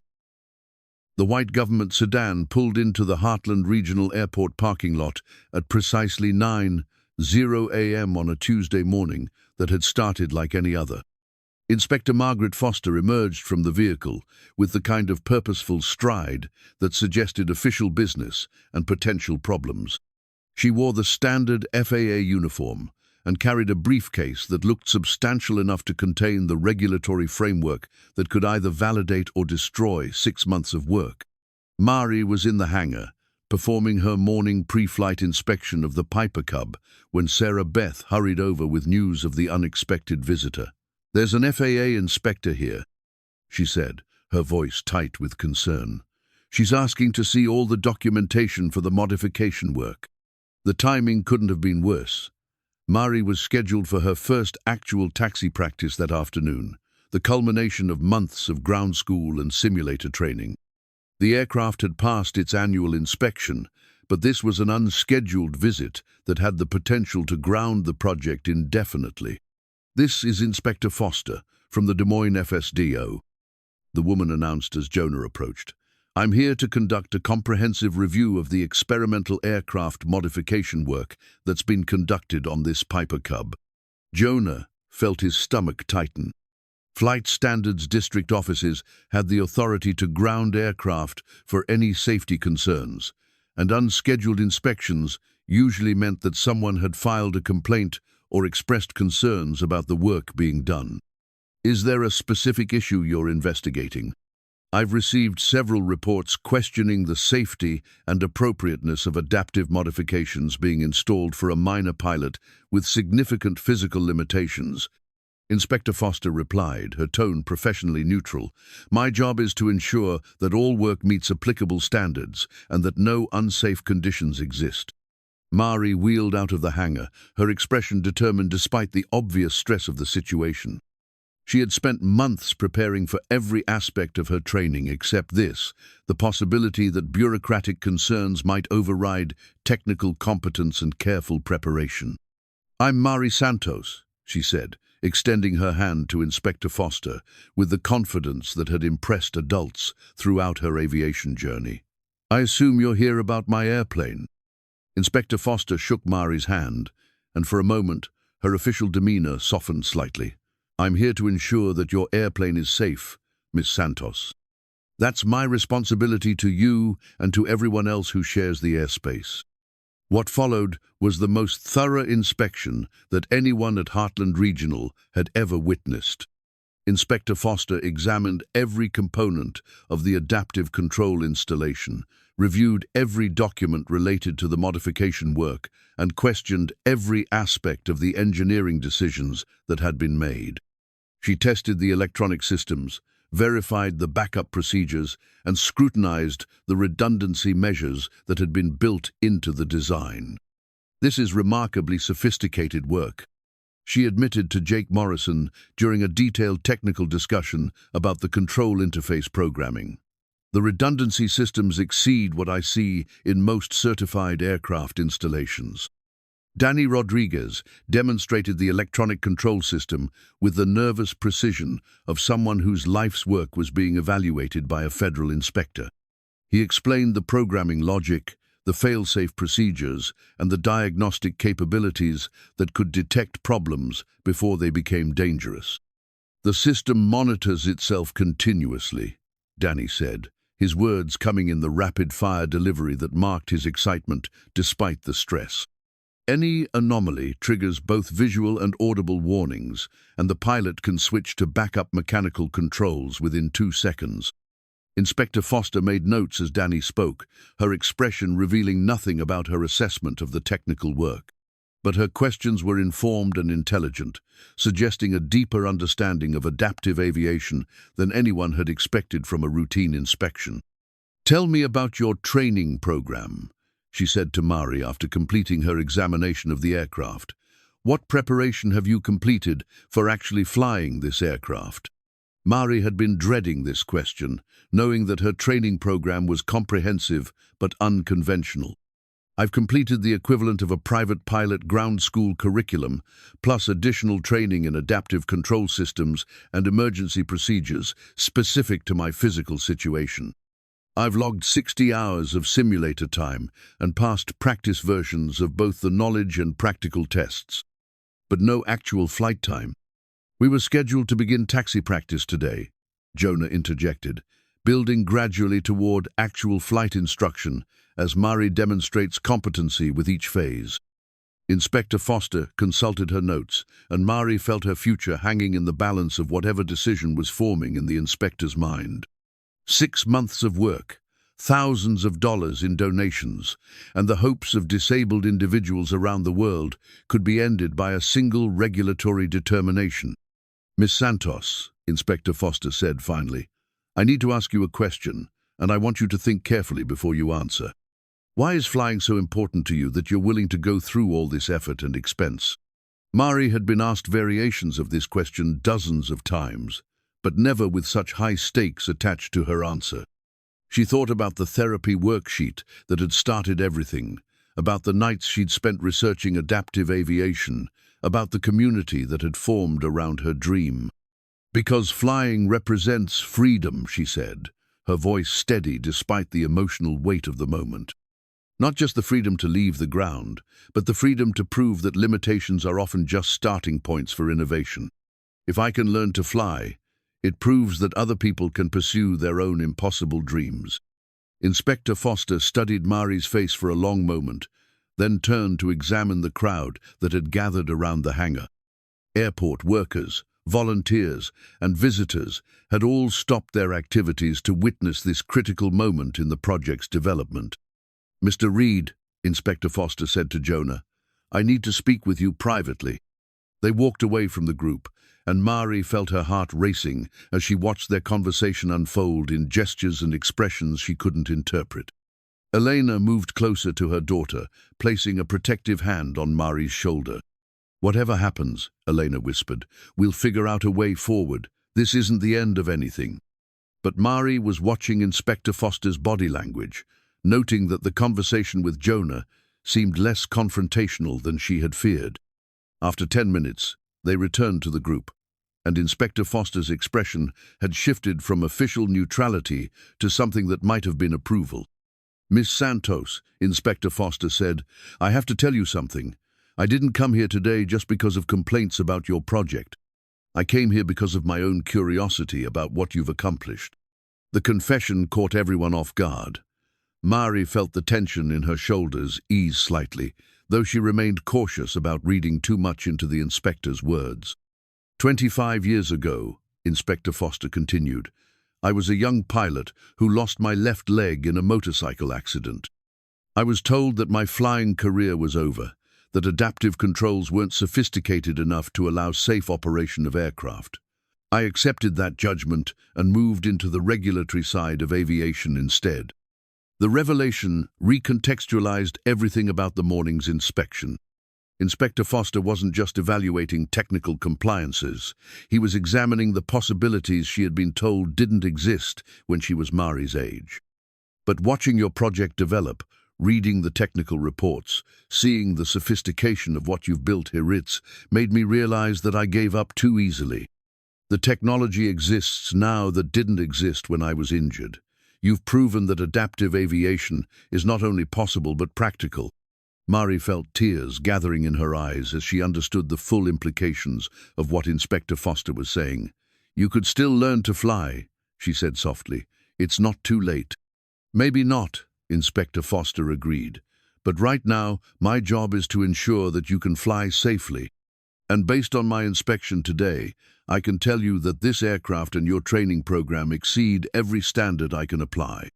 The formal inspection report would take several days to complete, but Inspector Foster's preliminary assessment was unequivocally positive. The adaptive control installation was approved for experimental aircraft operations, and Mari was cleared to begin actual flight instruction under appropriate supervision. There is one condition, Inspector Foster added. I want to observe your initial taxi practice and first flight instruction personally, not as an inspector, but as someone who needs to see that this is really possible. That afternoon, Mari sat in the pilot's seat of the Piper Cub for the first time with the engine running.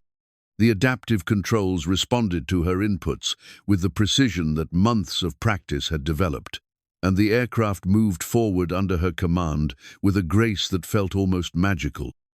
Inspector Foster sat in the back seat, officially observing but emotionally invested in a way that transformed the evaluation into something closer to a celebration. As Mari guided the aircraft through a series of taxi runs, demonstrating her control of steering, speed, and braking, everyone watching understood that they were witnessing something historic. How does it feel? Jonah asked as Mari brought the aircraft to a smooth stop after her final taxi run.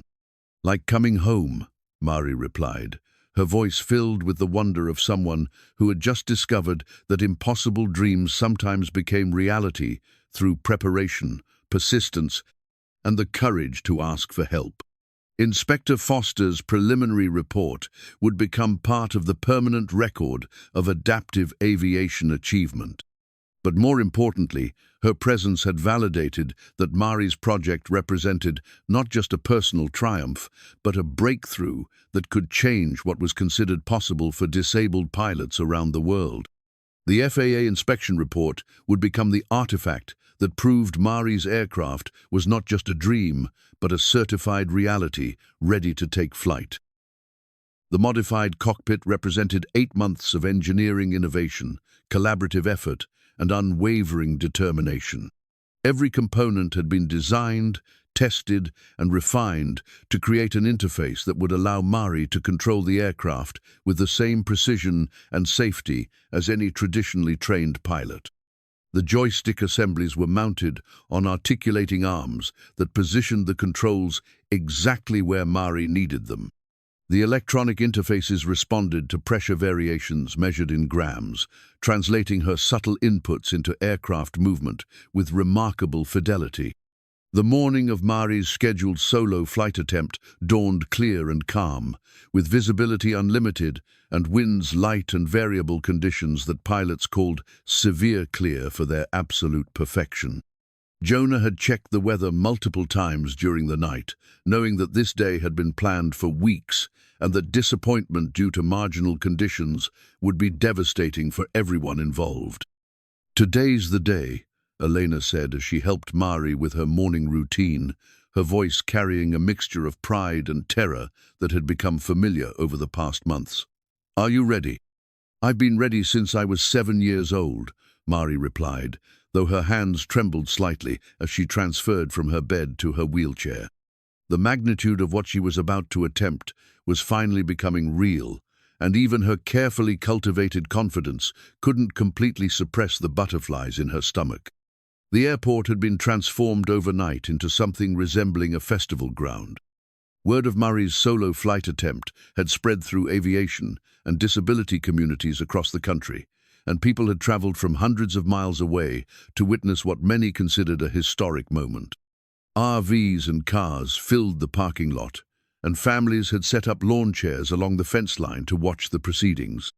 Media representatives had arrived before dawn, setting up cameras and conducting interviews with anyone connected to the project. A crew from CNN was preparing for live coverage, and reporters from Aviation Week, Flying Magazine, and several disability advocacy publications were documenting every aspect of the preparation process.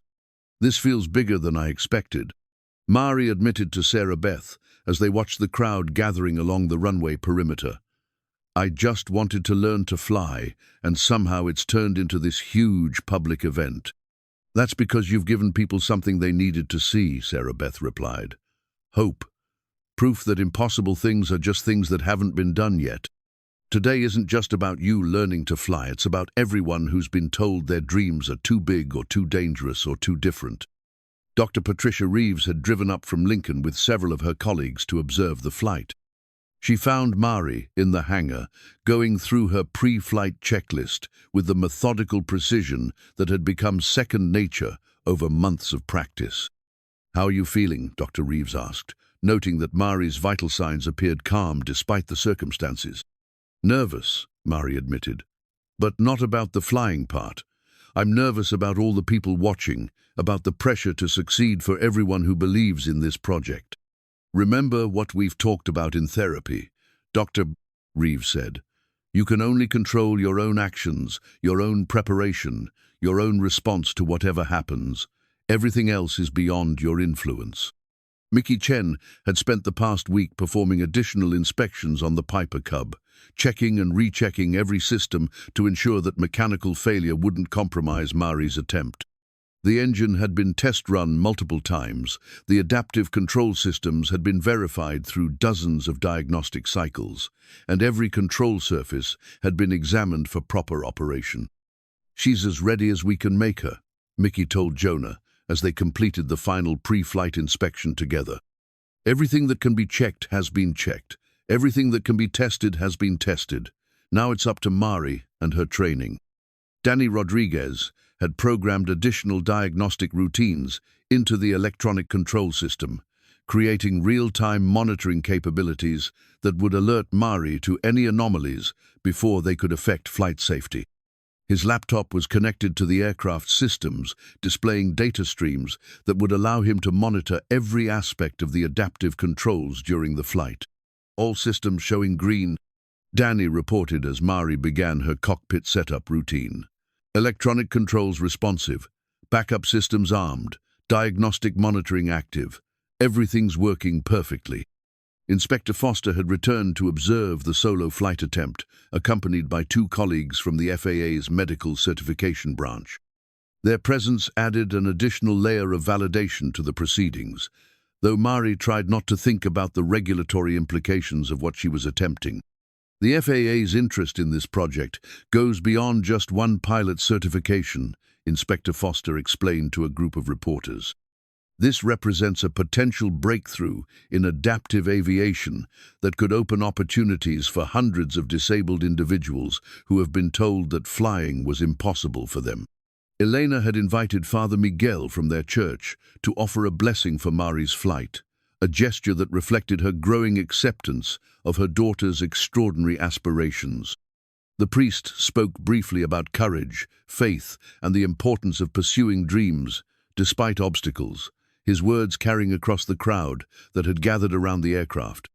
"Today we witness the power of determination and community support," Father Miguel said, Mari's flight represents not just individual achievement, but the collective belief that impossible things become possible when people work together with shared purpose. Jonah had spent the early morning hours reviewing every aspect of Mari's training, confirming that she had mastered every skill necessary for safe solo flight.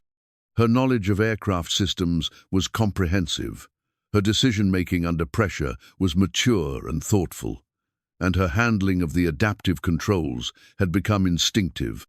"You're ready for this," he told Mari, as she completed her pre-flight briefing. "You've prepared better than most pilots prepare for their first solo flight. Trust your training, trust your instincts, and remember that the airplane wants to fly." The weight and balance calculations had been verified multiple times, accounting for Mari's position in the cockpit and the slight modifications to the aircraft's center of gravity caused by the adaptive control installation. The performance calculations showed that the Piper Cub would operate well within normal parameters, with adequate power and control authority for all phases of flight. Tom Brennan, the air traffic controller, had cleared the airspace around Heartland Regional for Mari's flight, coordinating with approach control facilities to ensure that she would have complete freedom to maneuver without interference from other aircraft. The runway had been inspected for debris, and emergency equipment was positioned at strategic locations around the airport. "Heartland traffic, this is Tower," Tom announced over the radio. "All aircraft be advised, we have a special operation in progress. Piper Cub, November 7 Delta Mike, will be conducting solo flight operations. Please maintain clear of the airport traffic area until further notice." The crowd had grown throughout the morning, with cars continuing to arrive from across Nebraska and neighboring states. Local television stations were providing live coverage, and social media was buzzing with messages of support from around the world. The hashtag #MariFlies had become a trending topic, with thousands of people sharing their own stories of overcoming obstacles to pursue seemingly impossible dreams. Mari's former classmates from middle school had been dismissed early to attend the flight, arriving on a chartered bus provided by the school district. Mrs. Henderson, her 8th grade teacher who had organized the field trip that started everything, stood near the fence with tears in her eyes as she watched her former student prepare for the moment they had all been working toward. "I always knew Mari was special," Mrs. Henderson told a reporter, "but I never imagined that her determination would inspire so many people and create something this extraordinary." Representatives from adaptive technology companies had arrived to observe the flight and discuss potential collaborations for future projects. The success of Mari's adaptive control system had attracted attention from engineers working on similar challenges in other fields, from autonomous vehicles to assistive medical devices. What Mari and her team have accomplished here could have applications far beyond aviation, explained Dr. Jennifer Walsh, a biomedical engineer from MIT who had been following the project. The interface design principles and control algorithms could be adapted for wheelchair technology, prosthetic devices, and other assistive systems. The final weather briefing confirmed ideal conditions for the flight. Winds were calm, visibility was unlimited, and the temperature was perfect for optimal aircraft performance. The density-altitude calculations showed that the Piper Cub would perform exactly as expected, with no environmental factors that might complicate Mari's first solo flight. "Weather couldn't be better," announced Jake Morrison, who had flown in from Omaha to observe the flight. "Mari's going to have perfect conditions for this milestone." As the morning progressed toward the scheduled flight time, Mari found herself growing calmer rather than more nervous. The months of preparation had created a sense of readiness that overshadowed her anxiety about the public attention. She understood the technical aspects of what she was about to do, had practiced every procedure until it became automatic, and felt confident in her ability to handle any situation that might arise. "It's time," Jonah said, approaching Mari as she completed her final equipment checks. "Are you ready to make history?" Mari looked around at the crowd of supporters, the media representatives, the aviation professionals who had traveled to witness her flight. She thought about the therapy worksheet that had started everything, about the countless hours of study and practice, about the community that had formed around her dream. "Let's go flying," she said, her voice carrying the quiet confidence of someone who had prepared for this moment her entire life. The transfer from wheelchair to cockpit had been practiced hundreds of times, but today it carried additional significance. As Mari settled into the pilot's seat and began her cockpit setup routine, everyone watching understood that they were witnessing the culmination of 8 months of unprecedented collaboration and innovation. Elena stood at the fence, her hands gripping the chain link as she watched her daughter begin the final preparations for flight. The woman who had once feared that flying dreams would lead only to disappointment now understood that some dreams were worth any risk because the act of pursuing them transformed everyone involved. "I'm proud of you, Mija," Elena whispered, knowing that Mari couldn't hear her but needing to say the words anyway. The engine start sequence proceeded normally, with the Lycoming 0320 coming to life with the smooth rumble that indicated perfect mechanical condition. Mari's hands moved through the startup checklist with practiced efficiency, each item verified and confirmed as the aircraft prepared for flight.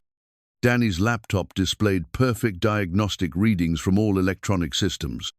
The adaptive controls were responding normally, backup systems were armed and ready, and the monitoring software showed no anomalies or concerns. 8 months of engineering work had produced a system that operated with the reliability and precision that Mari's safety demanded. "All systems green," Danny reported to Jonah over the radio. "Electronic controls nominal diagnostics showing perfect operation." The taxi out to the runway was conducted with the precision of a ceremony, with Mari demonstrating complete control of the aircraft as she maneuvered from the hangar to the runway threshold. The crowd followed her progress along the fence line, and cameras tracked every movement as the Piper Cub approached the moment of truth. "Heartland Tower, Piper 7-7 Delta, Mike ready for takeoff," Mari announced over the radio, her voice steady and professional, despite the magnitude of the moment. 7-7 Delta, Mike, Heartland Tower, winds calm, visibility unlimited, cleared for takeoff. "Good luck, Mari." As Mari advanced the throttle and the Piper Cub began its takeoff roll, everyone watching understood that they were witnessing more than just a first solo flight. They were seeing proof that determination, preparation, and community support could overcome any obstacle, that impossible dreams sometimes became reality for those brave enough to pursue them. The modified cockpit that had been 8 months in the making was about to fulfill its purpose, carrying Mari Santos into the sky and into history. The pre-flight checklist was laminated in waterproof plastic and secured to a clipboard that fit perfectly in the modified cockpit. Mari had memorized every item months ago, but the physical act of reading and verifying each point provided a comforting rhythm that helped calm her nerves. Her fingers moved across the checklist with practiced precision, each item confirmed and checked off as she prepared for the most important flight of her life. Mixture rich. Propeller high RPM. Fuel selector both tanks. Master switch on. The familiar cadence of the checklist grounded her in the technical reality of flying, reminding her that this moment was the culmination of months of methodical preparation rather than a leap into the unknown. Elena approached the aircraft for a final goodbye, her eyes bright with tears she was trying not to shed. "I love you, Mia," she said, reaching up to touch Mari's hand through the open cockpit window. "Fly safe, and remember that you're carrying all our dreams with you." "I love you too, Mom," Mari replied, squeezing her mother's hand. "Thank you for believing in this, even when you were scared." Jonah performed a final visual inspection of the aircraft, checking that the control surfaces moved freely and that nothing had been overlooked in the excitement of the moment. His experienced eye confirmed what the checklists had already verified: the Piper Cub was ready for flight, and Mari was prepared to fly it. "Remember what we've practiced," he said, leaning close to the cockpit. "Trust the airplane, trust your training, and trust yourself. You've got this." Danny Rodriguez made one final check of the electronic control systems, his laptop displaying perfect readings from all sensors and interfaces. The adaptive controls were responding normally, backup systems were armed, and the diagnostic monitoring showed no anomalies or concerns. "All systems showing green," he reported to Mari. "Electronic controls are perfect. Backup systems ready. You're good to go." Mickey Chen had positioned himself near the runway to observe the takeoff, his experienced mechanic's eye ready to spot any signs of trouble. After 30 years of maintaining aircraft, he could diagnose problems from engine sounds and visual cues that most people would never notice. "Engine sounds perfect," he told Sarah Beth as the Piper Cub's Lickaming motor settled into its pre-takeoff rhythm. All those hours of overhaul work paid off. She's running like a Swiss watch. The crowd had grown silent as Mari began her final preparations, understanding instinctively that they were witnessing a moment of profound significance. Parents held children on their shoulders, aviation enthusiasts raised cameras and phones, and the media representatives focused their equipment on the small airplane that carried so much hope and determination. Inspector Foster stood with her FAA colleagues, officially observing but emotionally invested in a way that transcended her regulatory responsibilities. 25 years after being told that her own flying career was over, she was watching a young woman prove that adaptive aviation was not only possible but practical. Control pressure normal, rudder response good, throttle smooth, Mari announced over the radio as she completed her control checks. The adaptive systems responded to her inputs with the precision that months of practice had developed, translating her hand and arm movements into aircraft control with remarkable fidelity. Father Miguel had blessed the aircraft and offered a prayer for Mari's safety, but now he stood quietly with the crowd, understanding that his role was complete and that the rest was up to Mari's skill and preparation. The blessing had been for comfort and confidence, not for supernatural intervention in what was fundamentally a demonstration of human capability and determination. Heartland Tower. 7-7, Delta.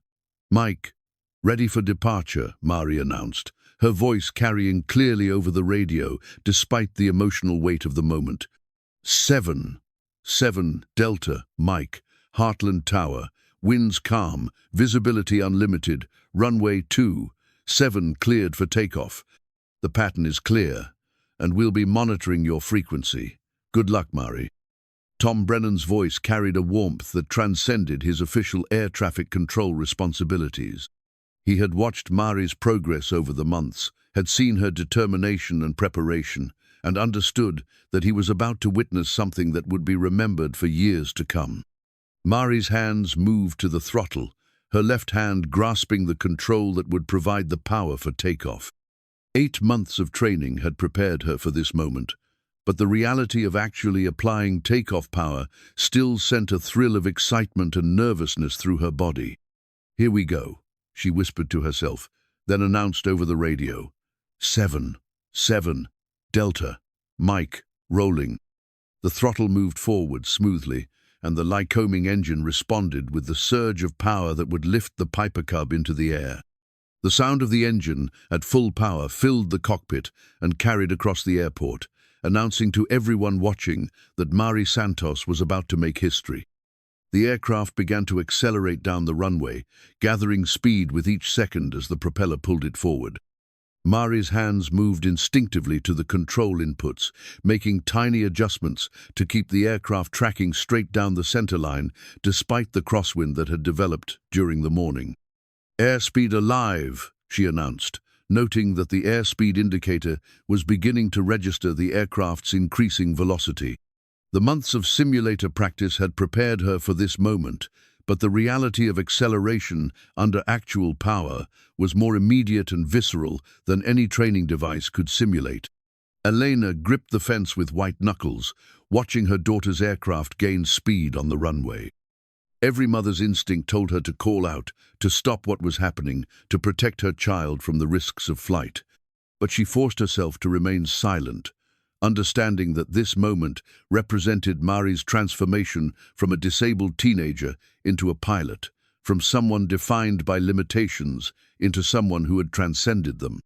Rotation speed, Mari announced as the airspeed indicator reached the velocity where the aircraft would have enough lift to leave the ground. Her right hand pulled back gently on the control stick, and for the first time in her life, she felt the magical moment when an aircraft transitions from earthbound machine to flying vehicle.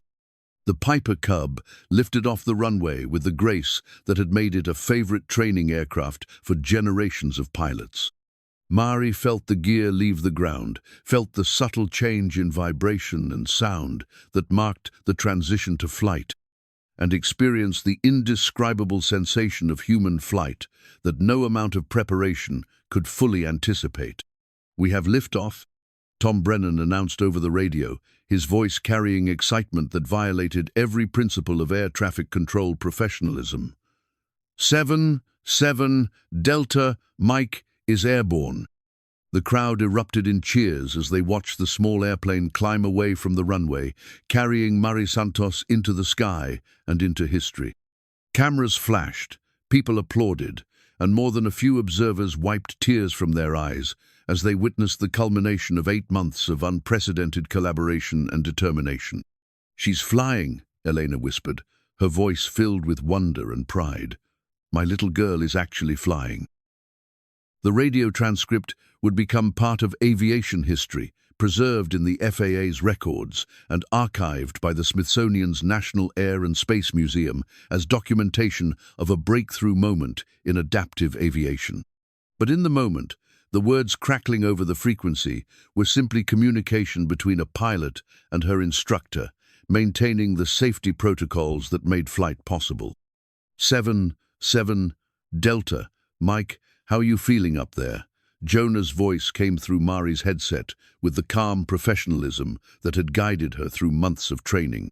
"Everything feels perfect," Mari replied, her voice carrying wonder and excitement despite her efforts to maintain radio discipline. "Controls are responsive, engine smooth, visibility unlimited. This is incredible." The view from 500 feet above Nebraska farmland was everything Mari had imagined and more. The checkerboard pattern of fields stretched to the horizon, interrupted by farmhouses and grain silos that looked like toys from her aerial perspective. The morning sun painted the landscape in golden hues, and the air was so clear that she could see individual trees and vehicles on the roads below. "Request left turn to downwind," Mari announced, beginning the traffic pattern that would bring her back for landing.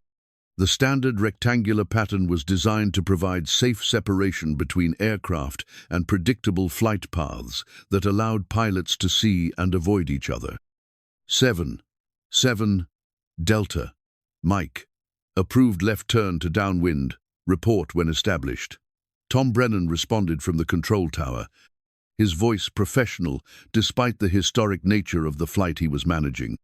Mari's left turn was smooth and coordinated, the adaptive controls responding to her inputs with the precision that months of practice had developed.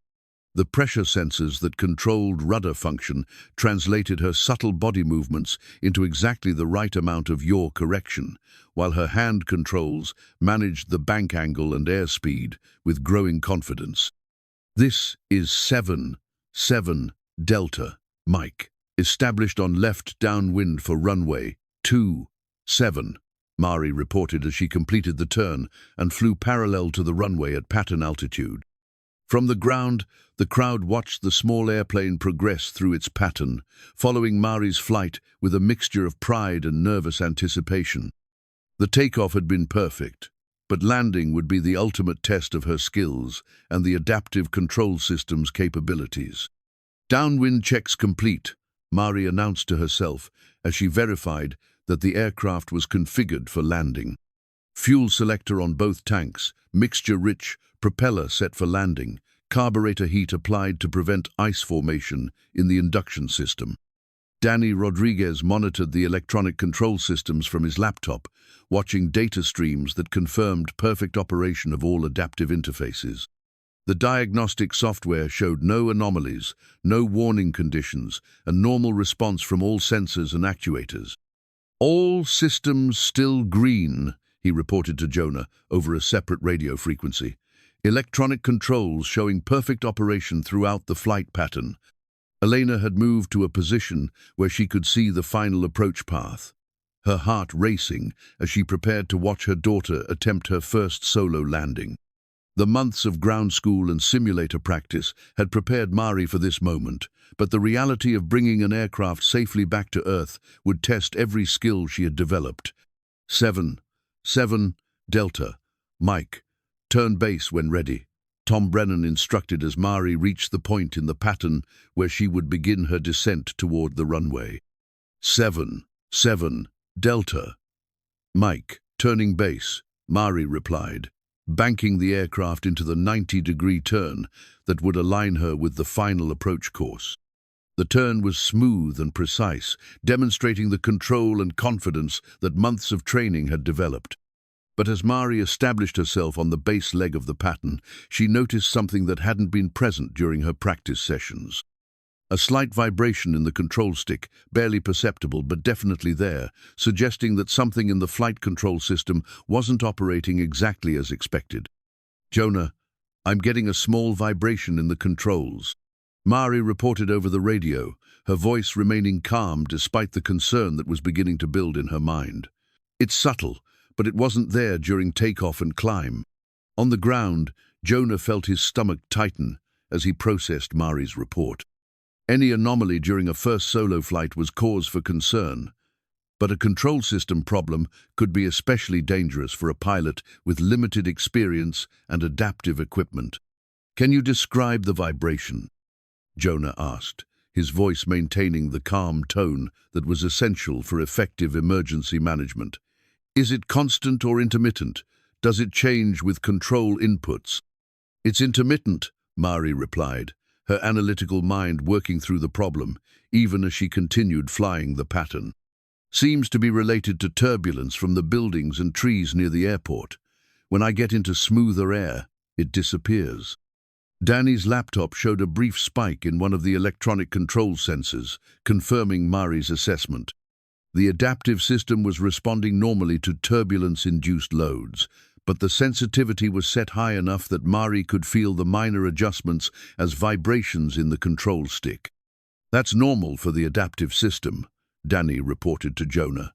"The sensors are designed to be sensitive enough to detect pilot inputs, which means they also respond to turbulence." Mari's feeling the system working correctly, not malfunctioning. The explanation was technically correct and reassuring, but Jonah knew that any distraction during a first solo landing could be problematic. Mari needed to focus on the fundamental skills of airspeed control, descent management, and runway alignment without worrying about equipment issues. "Mari, what you're feeling is the adaptive system responding normally to turbulence," Jonah explained over the radio. "The controls are working exactly as designed. Trust your training and focus on the landing approach." "Understood," Mari replied, her confidence returning as she processed the explanation. 7 Delta, Mike, turning final for runway 27. The final turn brought the runway into alignment with the aircraft's nose, and Mari felt the satisfaction of a well-executed traffic pattern. Her altitude was correct, her airspeed was stable, and the aircraft was positioned perfectly for a straight-in approach to landing. 7 Delta, Mike, runway 27, cleared to land, Tom Brennan announced, officially authorizing Mari to complete her historic flight. 7 Delta, Mike, cleared to land, Mari acknowledged, beginning the final phase of her first solo flight. The approach was textbook perfect, with Mari managing airspeed and descent rate with the precision that months of simulator practice had developed. The adaptive controls responded smoothly to her inputs, maintaining the aircraft's flight path despite the minor turbulence that had caused the earlier vibrations. "Looking good, Mari," Jonah called out over the radio, watching the approach through binoculars from his position near the runway. "Airspeed looks perfect, descent rate good." The crowd had grown silent again as they watched the small airplane descend toward the runway, understanding that the next few minutes would determine whether Mari's flight would be remembered as a complete success or a heroic attempt that ended in difficulty. But Mari felt calm and focused as she flew the final approach, her hands managing the controls with confidence born of preparation and practice. The runway grew larger in her windscreen. The touchdown zone markers became clearly visible, and she began the gradual transition from flight to landing that every pilot must master. "This is it," she whispered to herself as the aircraft crossed the runway threshold, the wheels just feet above the pavement, and the moment of truth approaching with each second that passed. The Aero Access Foundation Charter was signed 6 weeks after Mari's historic first solo flight, establishing a non-profit organization dedicated to expanding aviation opportunities for pilots with disabilities. The document, printed on official letterhead and bearing the signatures of Mari, Jonah, and 3 prominent disability rights advocates, represented the institutionalization of what had begun as one teenager's impossible dream. The Foundation's mission statement reflected the lessons learned during Mari's journey, to demonstrate that the sky belongs to everyone by providing adaptive flight training, technical innovation, and advocacy for disabled individuals pursuing aviation careers. But beyond the formal language, the Charter represented a promise that Mari's breakthrough would not remain an isolated achievement. The immediate aftermath of the successful flight had been overwhelming. Media coverage extended far beyond aviation publications to national television networks, international news services, and social media platforms where Mari's story had inspired millions of people to reconsider their own perceived limitations. The hashtag #MariFlies had generated more than 2 million posts, each one sharing personal stories of overcoming obstacles or expressing gratitude for Mari's example. "I never expected this level of response," Mari admitted to a reporter from 60 Minutes during an interview conducted in the Heartland Regional Airport hangar. "I just wanted to learn to fly. But I'm grateful that our project has shown other people that impossible things are possible with enough preparation and community support."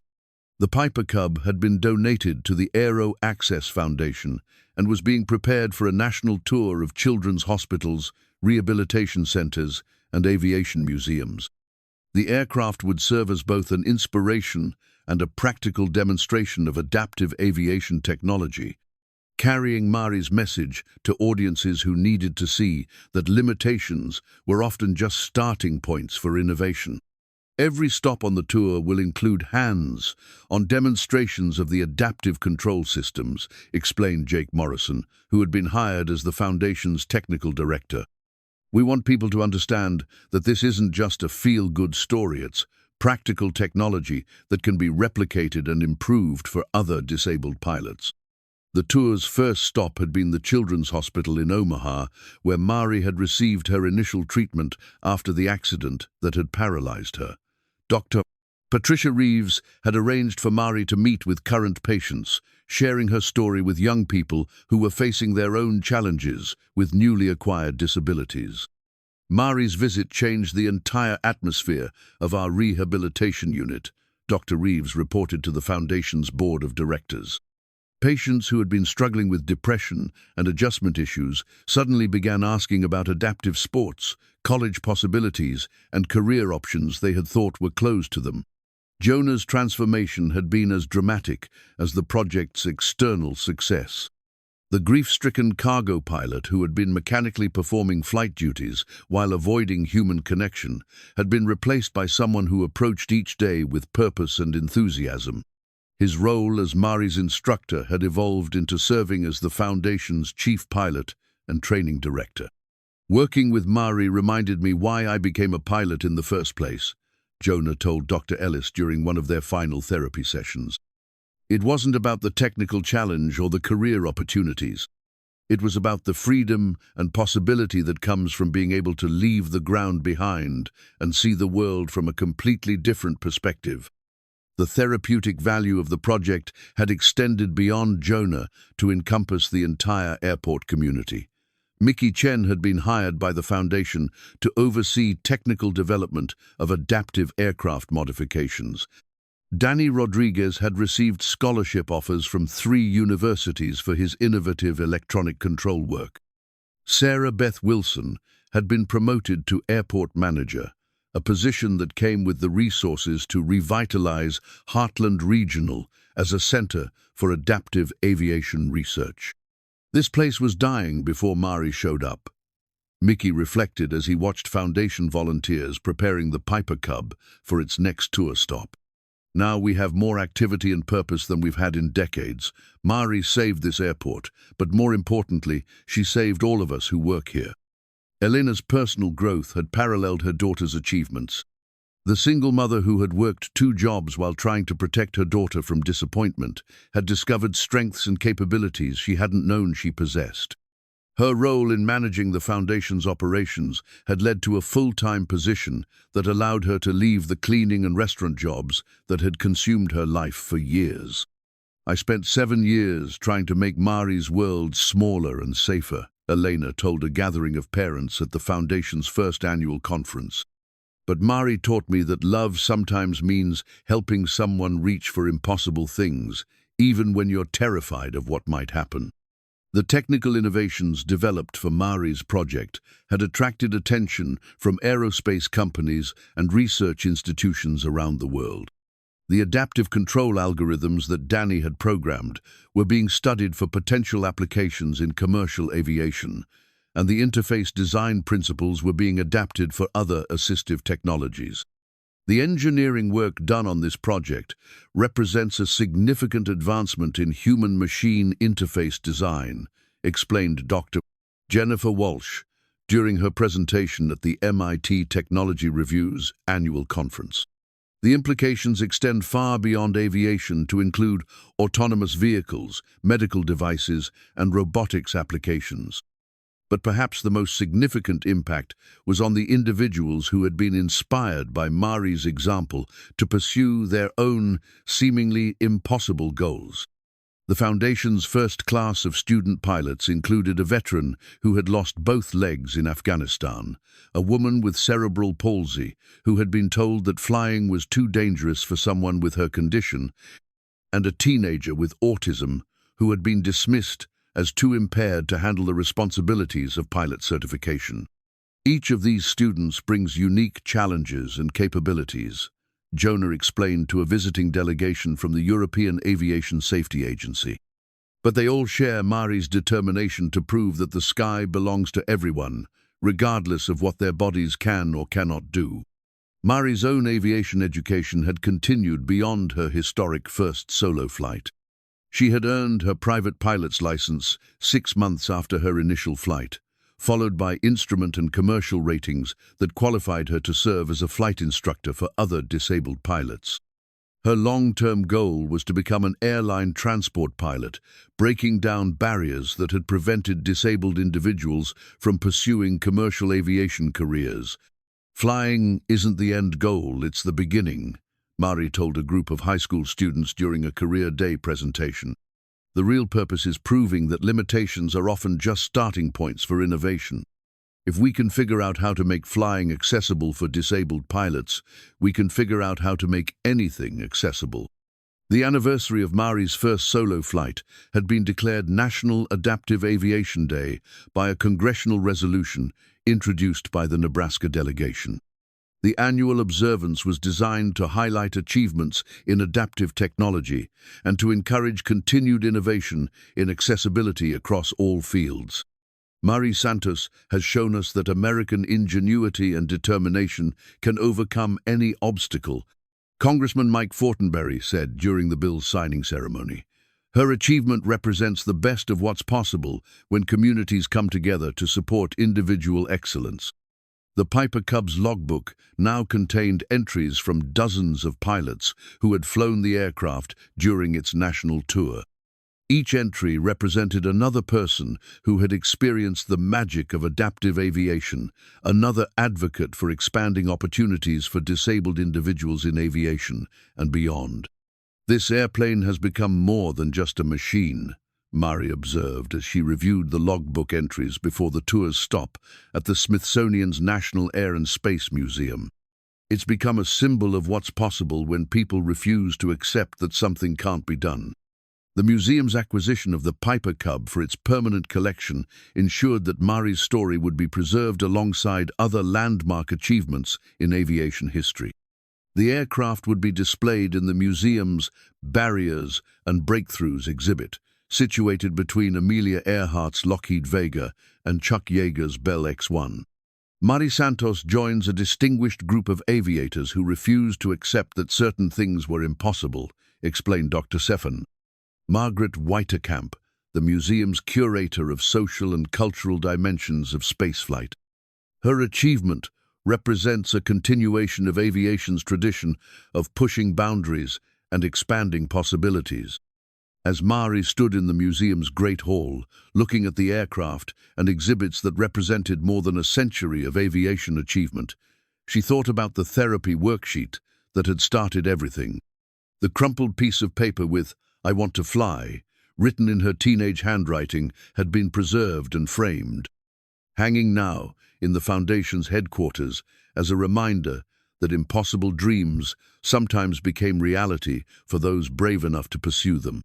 The sky had learned to make room for courage, and in doing so, had reminded the world that limitations were often just temporary boundaries, waiting for someone determined enough to move them.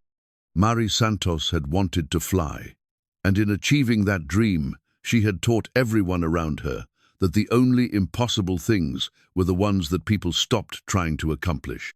The Aero Access Foundation Charter represented more than just the establishment of a non-profit organization.